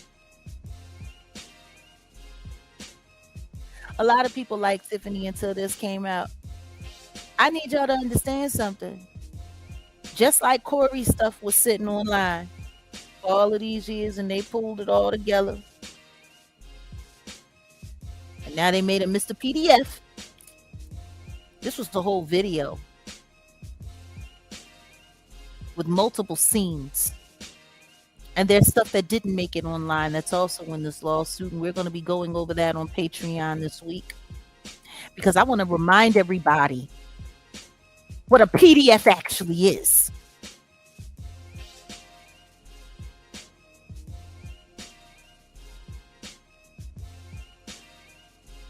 Don't get me wrong. I do not agree with anything that's on those Corey Holcomb tapes. I do not agree. I'm not down with it. It made me sick just like it made y'all sick. It made everybody sick. That was the whole point.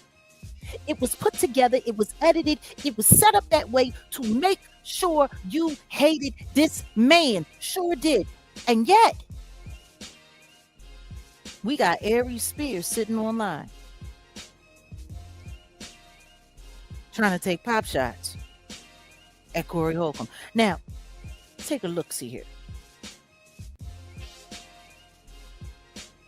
Yes, you saw it, the 7-year-old male. Yes, that boy was 7 years old who he was squirting down with Diddy oil. Baby on the baby oil. Sure was. So anyway, there was a content creator online. I really don't know him that well. But like I said, they made sure all of this stuff was all the way through the algorithm. All the way through the algorithm. And it popped up on my feed. And so he's sitting there and he's showing Corey Holcomb and talking about, because Corey was saying how TMZ, how they got him and all of his gigs is getting canceled and they're ruining him. And he said, F you, man. How dare you blame TMZ? I hate you. And the reason why I hate you is because of this. And then he starts playing that audio, a clip from the audio. The portion, right? The portion where he's talking about the little child and the Welch's grape bottle. I think them starting off with that was so telling. I think it was so telling because what the hell else was that supposed to do but make you hate him when they played it?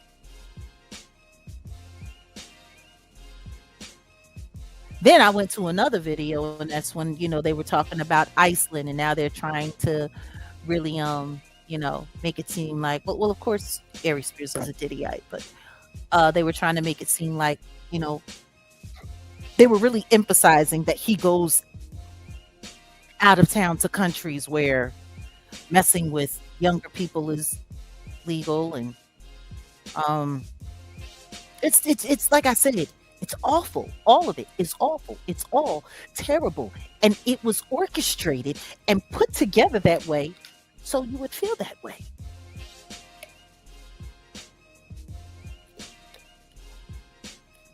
But no different than that Funny or Die video sitting online for what? 7 years?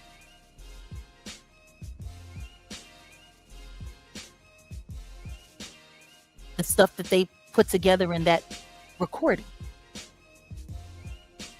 Some of that stuff goes back 7, damn near 10 years itself. Sure does.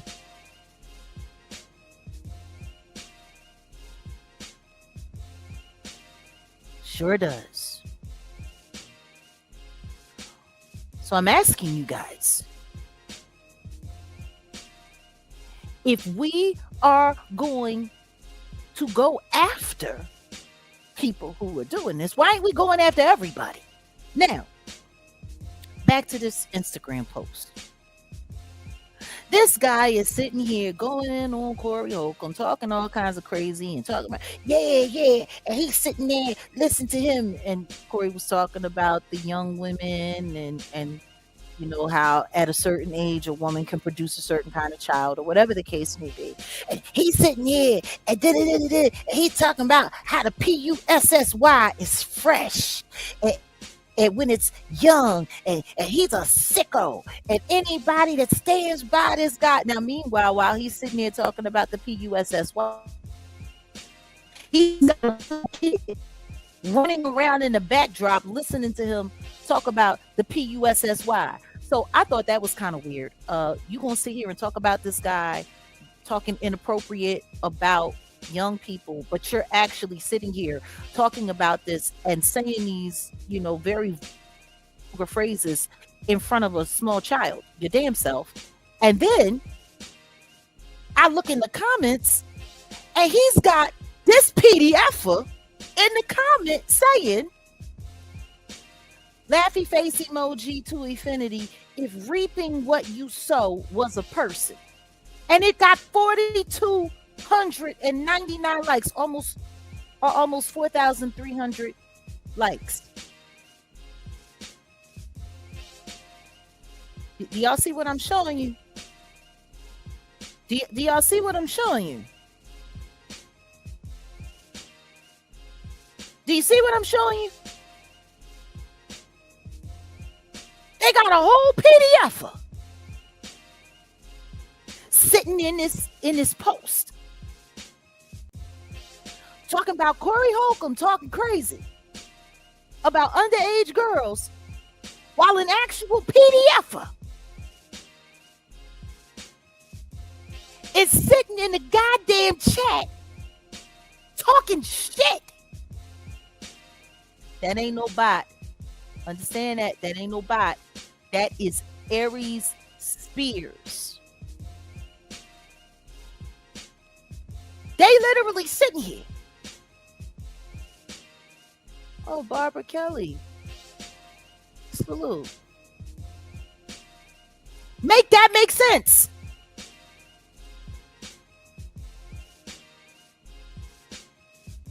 Please make that make sense. Somebody make that make sense. Somebody.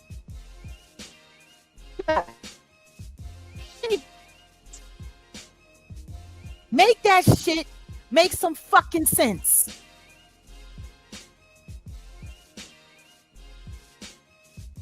This guy is sitting there, and I mean, what was his name? Something Chappelle, Matt Chappelle or whatever. I don't know if he's a comedian or not. I don't know. I don't know if he's a comedian or not. Like I said, I don't know the guy. But he's sitting there going off on Corey Holcomb, and he's sitting there talking about the PUSSY with a little kid running around in the background. You sitting here running down on Corey Holcomb for talking inappropriately about underage kids while he's talking inappropriately in front of a small child with an actual PDF in the chat, laughing, talking about if reaping what you sow was a person. Now let's be clear about this.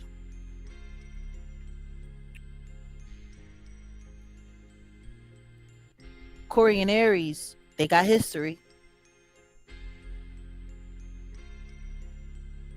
They got history.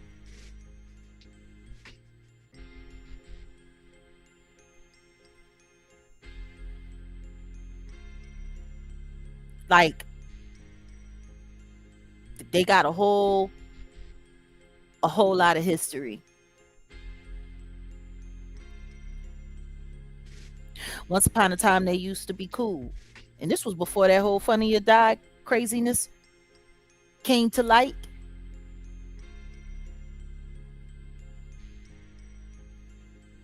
They used to be cool.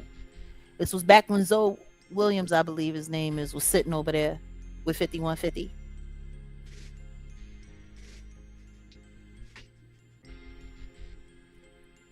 Yes, I know she was a part of it too. I was addressing that. Now, like I was saying,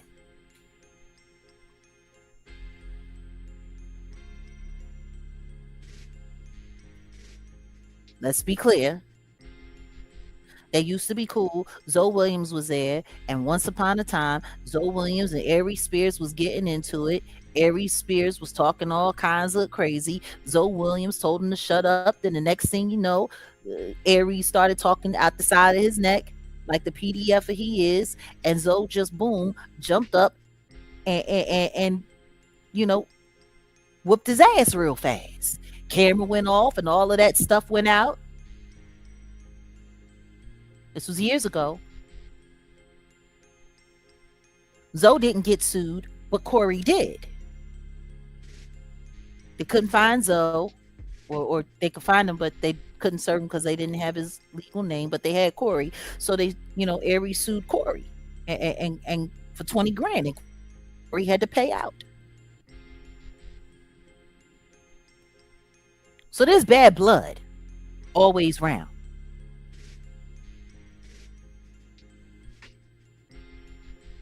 I'm just trying to understand.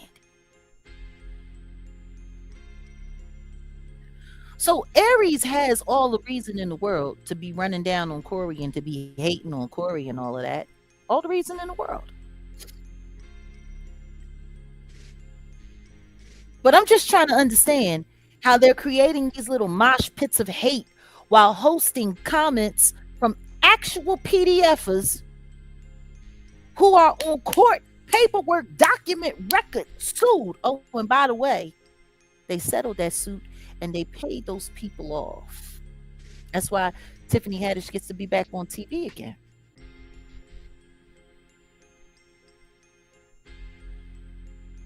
Because they paid them off. You want to know what's sad though? Every last one of those people that was involved, they all belong on the SCX offender registry list, right over there with Onika husband, for what they did to those kids. And there's more. There's more. What I just shared with y'all, there's more. There's more. And it gets worse. It's bad.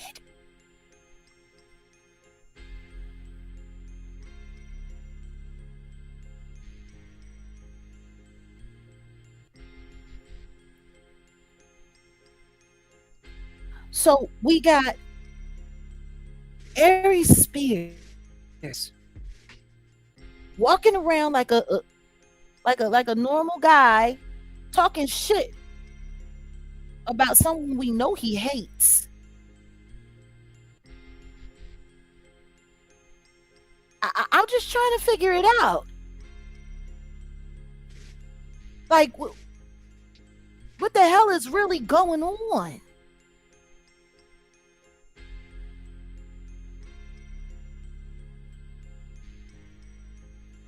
Like, what the hell is going on?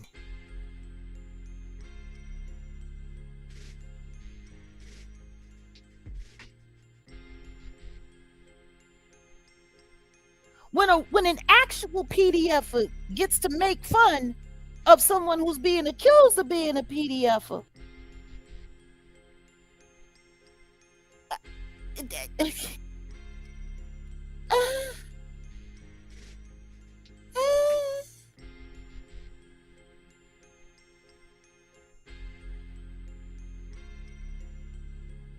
What's going on in this world today?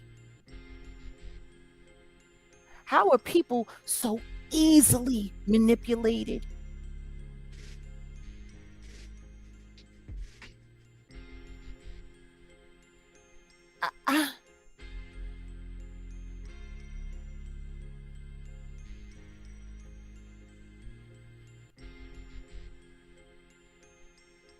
I'm going to tell you something right now. Arguing with our moderators here is not a good idea. I think twice about that.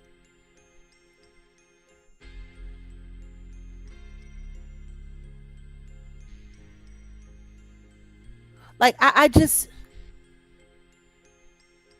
it's absolute hypocrisy.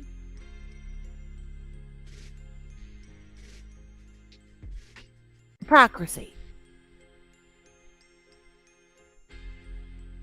If we're going to go after the bad guys, and let's make sure we go after them all, that's fine. Y'all want to go after Corey Holcomb. Y'all want to tear Corey Holcomb down. Y'all want to make him the worst person in the world after this orchestrated, coordinated attack against tearing him apart.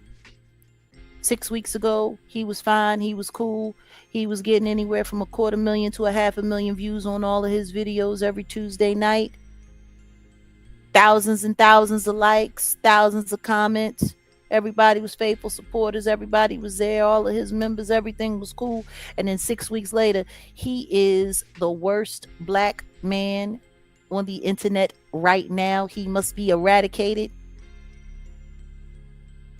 I've heard from mutual contacts that we have in common, um, that they over there getting unalivement threats at 5150. People are threatening to unalive them. 35 freaking days. And people now want them gone off the face of the earth.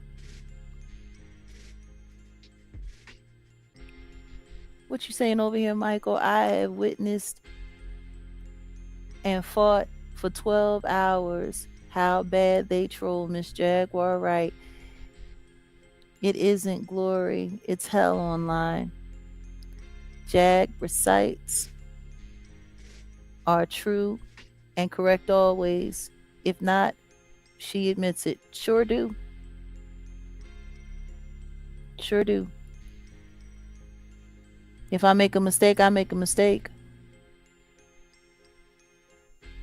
I made a mistake a few weeks back.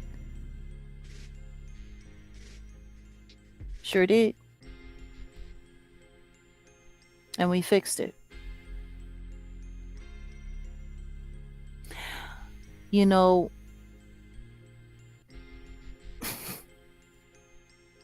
if we're going to hate on Corey Holcomb, then somebody explain to me why Aries Spears hasn't been handled up, why he's allowed to still be online, why he's still running around doing all kinds of wild stuff, saying all kinds of wild stuff, sitting here Schluminati covering up for, the Jigga Man and everybody, and trying to do disinformation on the Epstein files. Like, why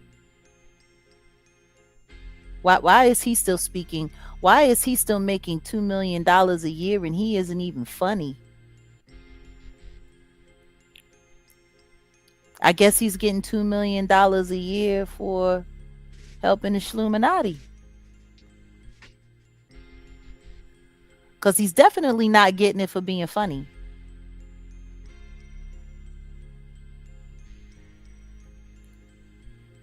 Sitting with another liar like Vladimir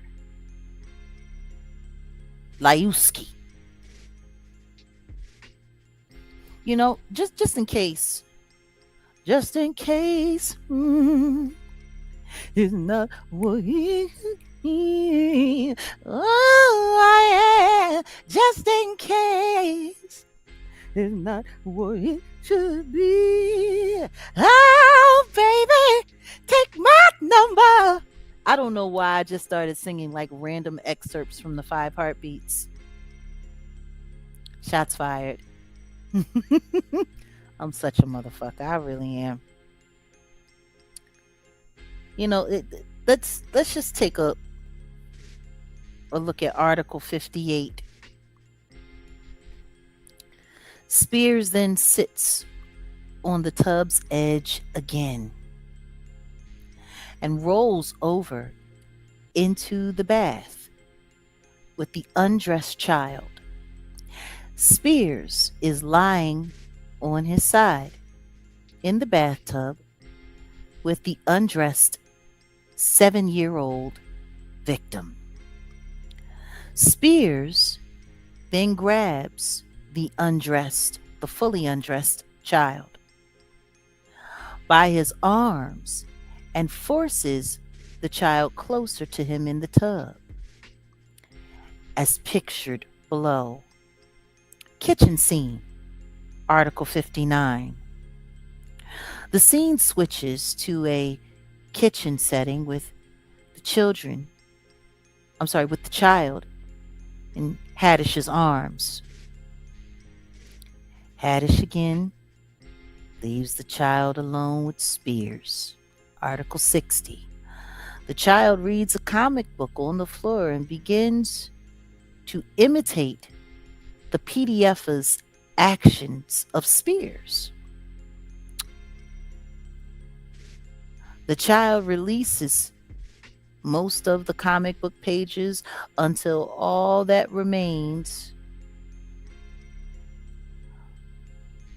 the last page where eye holes were cut out, and the child is now leering at Spears as pictured below.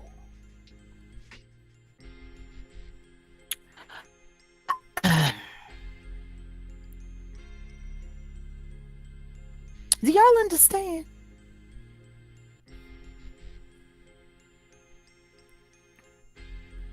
I mean, do y'all really understand?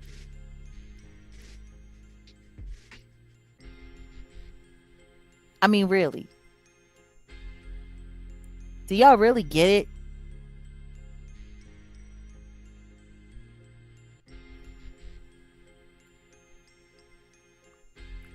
Because I don't know if everyone gets it.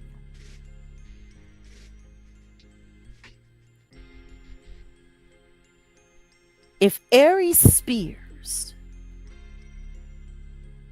was not arrested and taken to jail,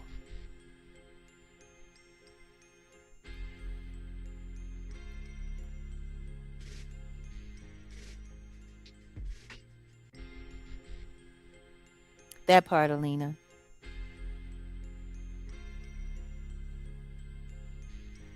For doing what he did to that child. If David Spates, who filmed and edited it, hasn't gone to jail for what was done to that child,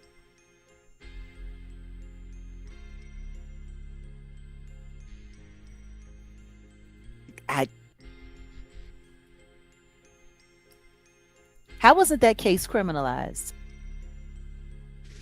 With what I just read you, like, how?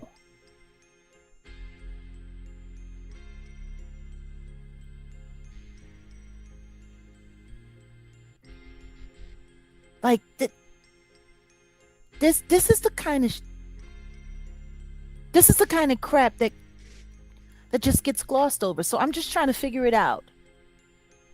Aries Spears gets to do all of that stuff. Aries Spears and David Spates get to do all of that stuff. Aries Spears gets to make $2 million a year after doing that to a kid. Tiffany Haddish gets to go back on TV and pretend like none of that ever happened.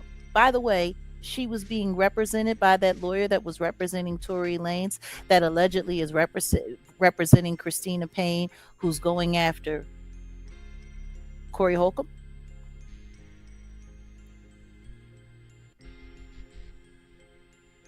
Oops.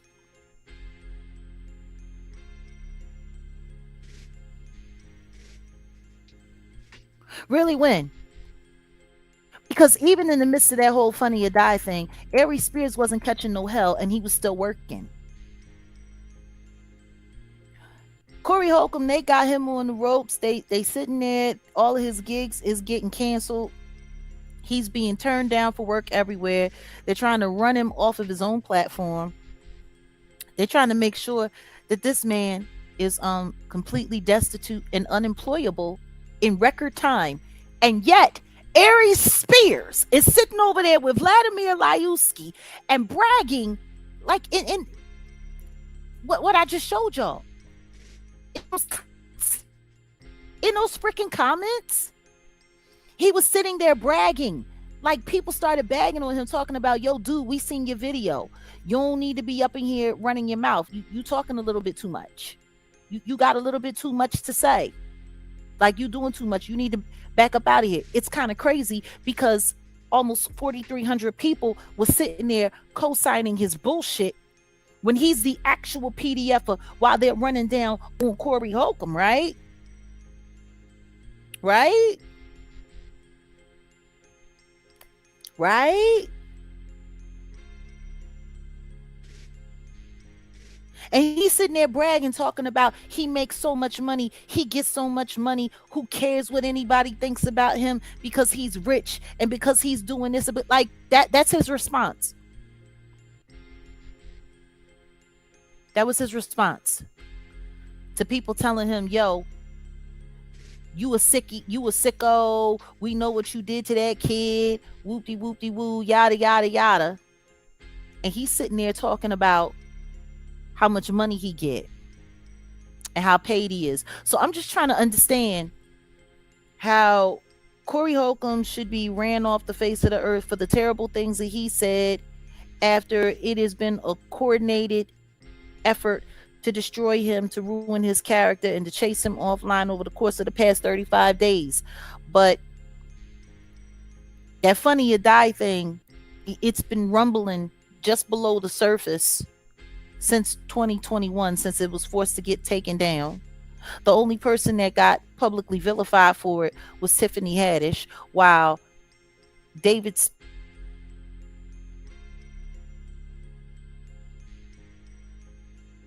still doing all kinds of stuff, like doing whatever they want to do, getting looked after by the Schluminati. Like, I'm just trying to figure it out.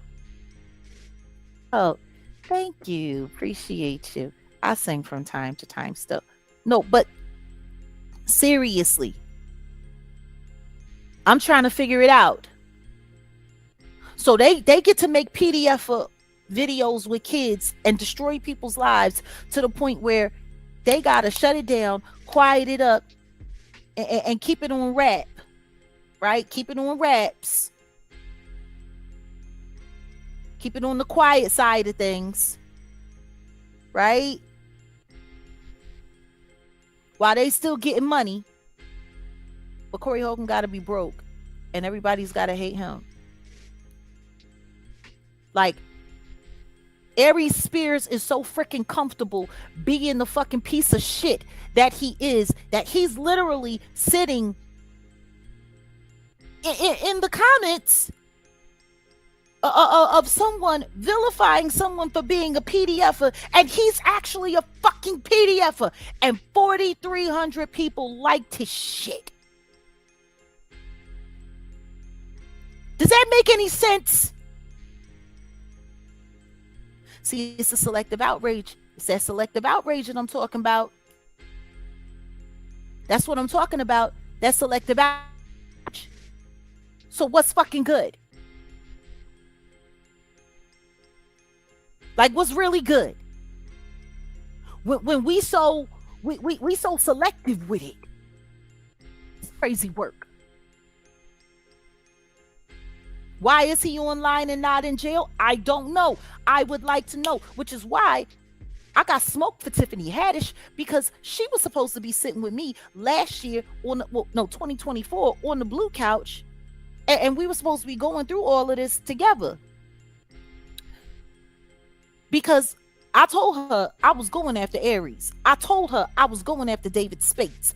I told her what they did to her, and for her to be the only person, the black woman, to be the only person to have to sit there and go through the heat of all this thing while these motherfuckers are sitting here making bank, making millions of dollars a year. Fucking David Spades working with religious production companies and shit. Like, and she the only one catching hell. It was funny because she came to me asking me about the investigation that I was doing and what information found out on Aries and David, and I was sharing some of the shit with her. You want to know how crazy that is? Because apparently she went back and she shared with them what I had on them. Talk about either Stockholm syndrome or just the fucking biggest fucking pick me in all of Black Hollywood history. Like, I'm serious. I got smoke for her. Because if anybody should want them ragged and tagged for the PDF as they are, if anybody should want that thing criminalized so they get the hell that they fucking deserve after the way they strung her up, should be her. And for her to go along with this plan, in my opinion, is her straight covering for PDFers. She's a predator protector. And apparently, the TV show was all it was going to take for her to protect these predators. Aries Spears didn't catch not an ounce of fucking hell. And apparently this pussy's so safe. He's so safe that he can sit there while they running down on Corey for being exactly, accusing Corey of being exactly what he is. 4,300 people. I'm just trying to understand.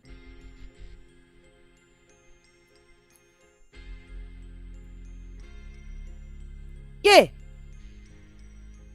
After her relationship with Danny Boy. Like, I'm just trying to figure it out.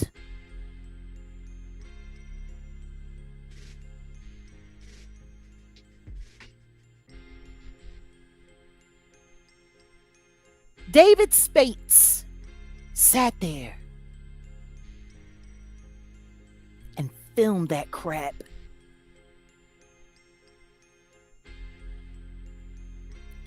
He edited it.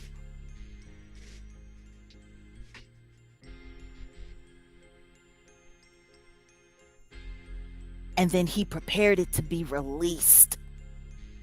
And that shit sat online for 7 years. If we got all of this smoke for Corey Holcomb, then we need to have all of that smoke. We need to have all of the smoke.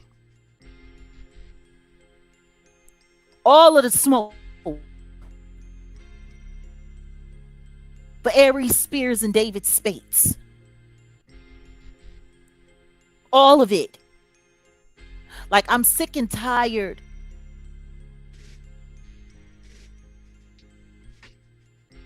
I am sick and tired of the selective outrage.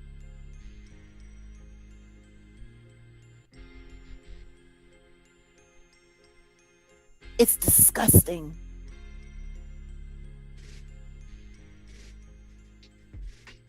If we gonna go after the PDFers and if we gonna clean up these streets, then let's make sure we get everybody. But I'm gonna tell y'all this right now, and I want everybody to be clear. Don't come around dropping nothing. Don't come dropping nothing.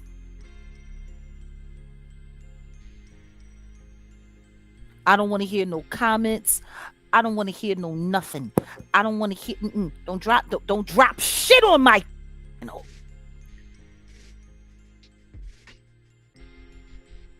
We gonna run down on these niggas too. Like, apparently Black History Month is the new lynching month to go after black people. So y'all want to go after? Let's do it. Let's get everybody.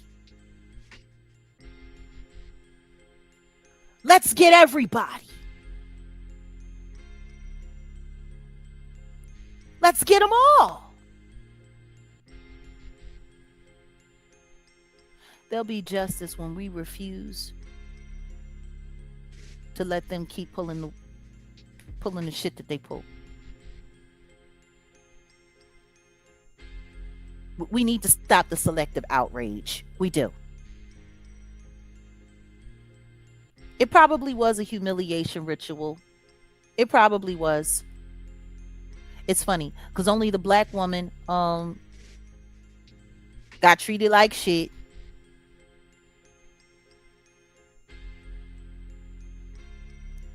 I understand, and please, let's be careful with the all caps. We don't do all caps over here, just moderators.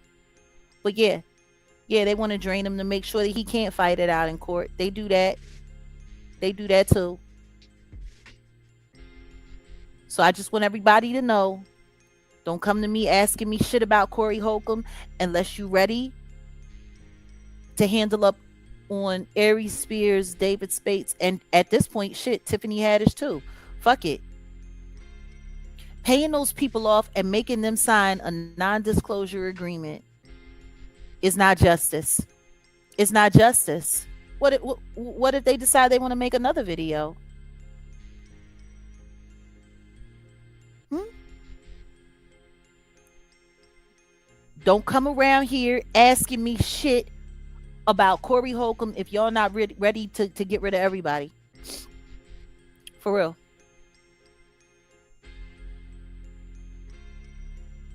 And for those of y'all who are actual members here, for those of y'all who are actually you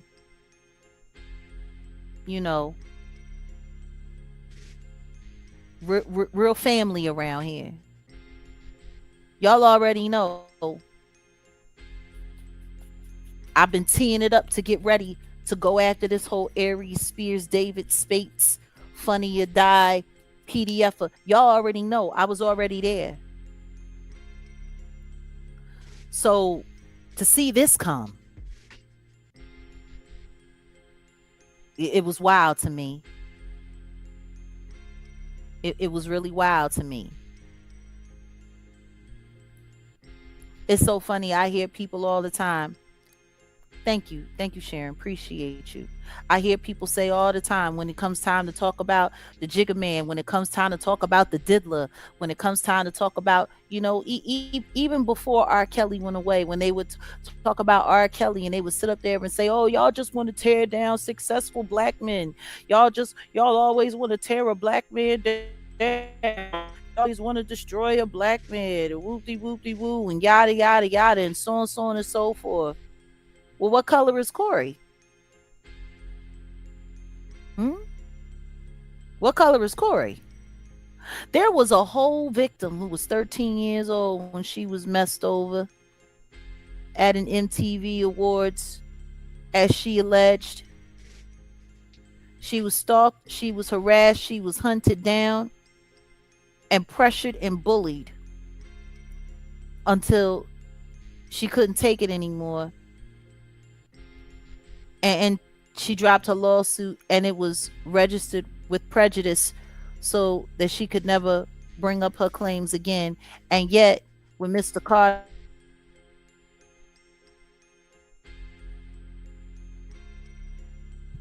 not even the judge could go along with it, which only means one thing, that there was evidence that she was telling the truth. But where was the sympathy for her? When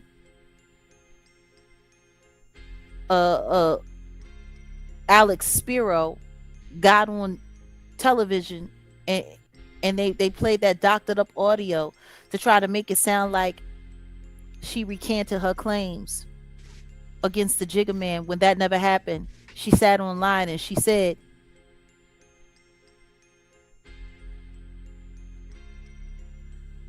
"I'm sorry, babe. 9 times out of 10, there's probably people sitting in here trying to report it to try to slow it down and shut it down in some way. I apologize, Kat." No, but seriously, did nobody care about her? And all anybody could say is why y'all going after these black men? Why y'all want to tear these black men down? Y'all always want to tear a black man down. I guess Corey is Chinese.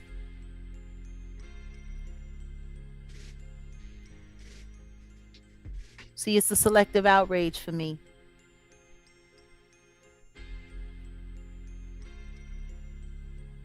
It's the selective outrage for me. So we talked about what we needed to talk about tonight. If we not going to round them all up, don't come to me demanding that I speak on shit. Don't come into my comment section trying to hold me liable or calling me names or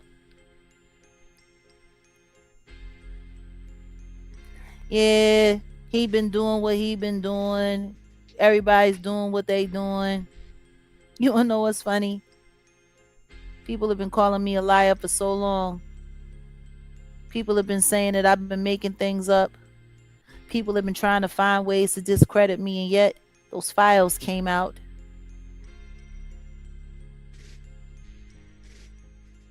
And I don't hear a whole bunch of people thanking me. They got Onika out here literally repeating damn near everything that I've ever said already, that I've been said already. And they're sitting there trying to make it sound like she's saying something fucking new. It's insulting, honestly. It's insulting to my intelligence, and it's done to try to kill my self esteem so that I won't believe in me.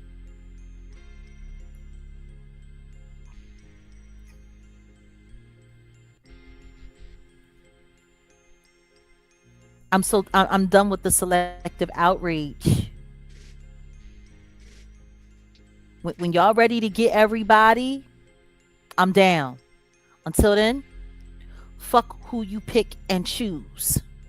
Because what it seems like is the people that are picked to be drugged through the mud and torn apart are the people that ain't down with the Shluminati and the weirdos. And the people that do get picked apart are the people that are fighting against the Shluminati and the weirdos. Like that's what it is. Because there's no way in the world you take Corey Holcomb and put him in one hand, you take Aries Spears, put him in another. They're both black comedians that tell irreverent, inappropriate fucking jokes.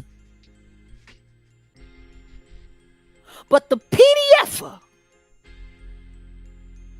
gets celebrated praise and gets a pay raise. And the other who they've been trying to pin all kinds of shit on him that won't fucking stick. They put together the most negative sound bites of his career, and all of a sudden he's supposed to be the most hated, and we let these weirdos just walk around. I don't get it.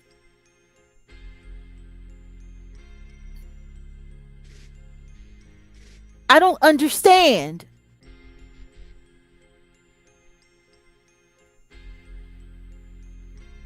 What is wrong with people?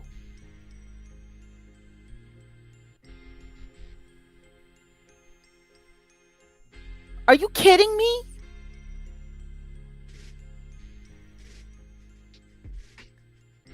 Everybody's repeating everything that I already said, trying to act like I never said it before.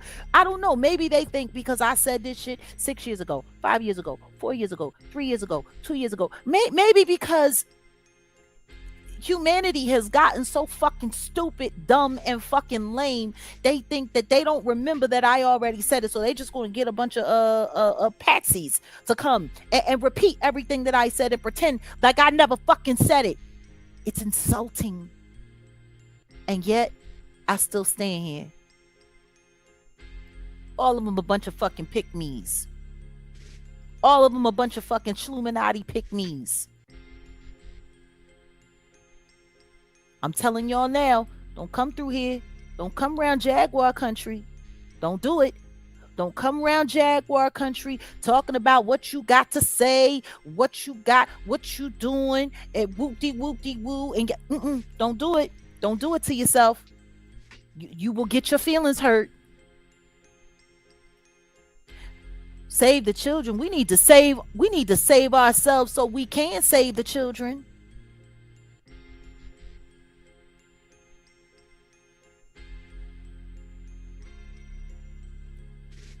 I don't understand why people like playing these games.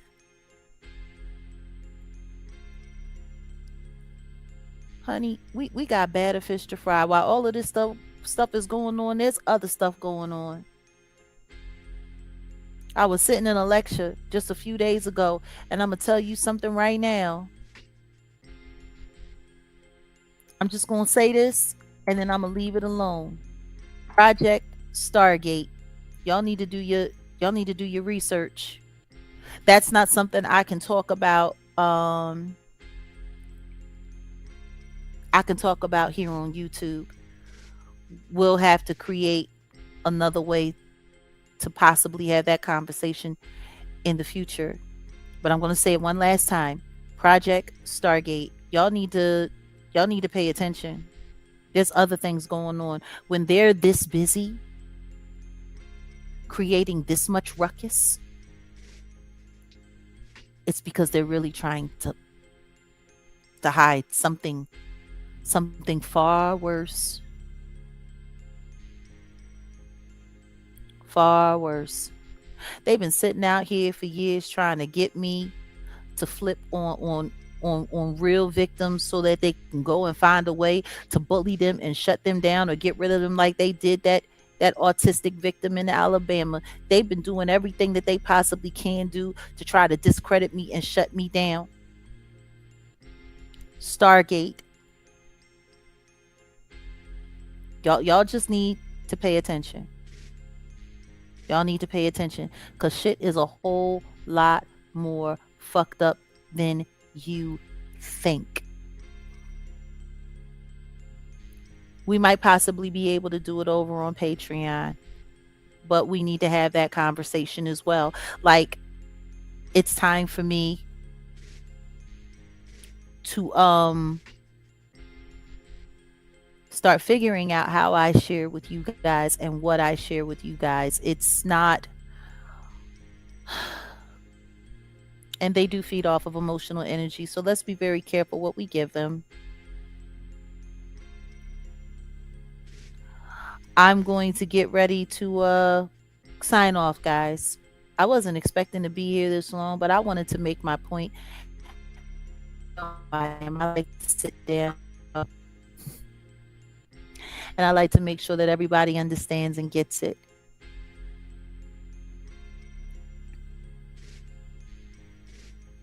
Oh, it's most definitely bigger than Onika. It's bigger than all of us. It's bigger than all of us. But just know this. I will not allow my mind to be dictated to by a machine that does nothing but lie, and cheat people out of not only their justice but their common sense. So, on that note, guys, I just want to say I appreciate you for coming out. To my moderators, everyone that could be here, love you very much. Make sure you check out our moderators and their channels. They all have very interesting broadcasts that they do, and they share their own versions of what's important. And to the weirdos online who still keep trying to get my attention and get me to respond to all of your craziness with all of the wild shit that you say, especially moly faced witches who need a life. So they didn't stay in the seat left. Come on, Rob. Go, Rob.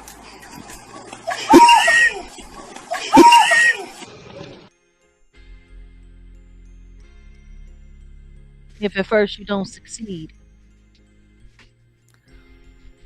go kick rocks. Go kick rocks. You understand? Because whatever y'all are trying to plan for me, whatever y'all are trying to do to try to just take me up out of here or think that you going to move me around, it ain't happening. It ain't happening. Y'all, whatever y'all want to say, but please just remember this.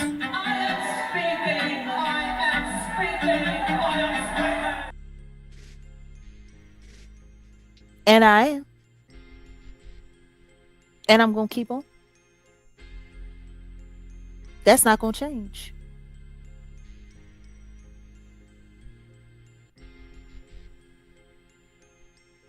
Yeah, they in the bushes. No shoes on with dirty feet, honey. Listen to me. I am speaking. I'm going to keep on. Sure am. So, all that being said, I want to thank you guys for popping through. It's been an interesting night. I think we've had a, you know, I think we've had a decent time. And hmm, I think we want to just groove on up out of here. So, God bless you all. Much love to you. Until we meet again. Until we meet again. Peace.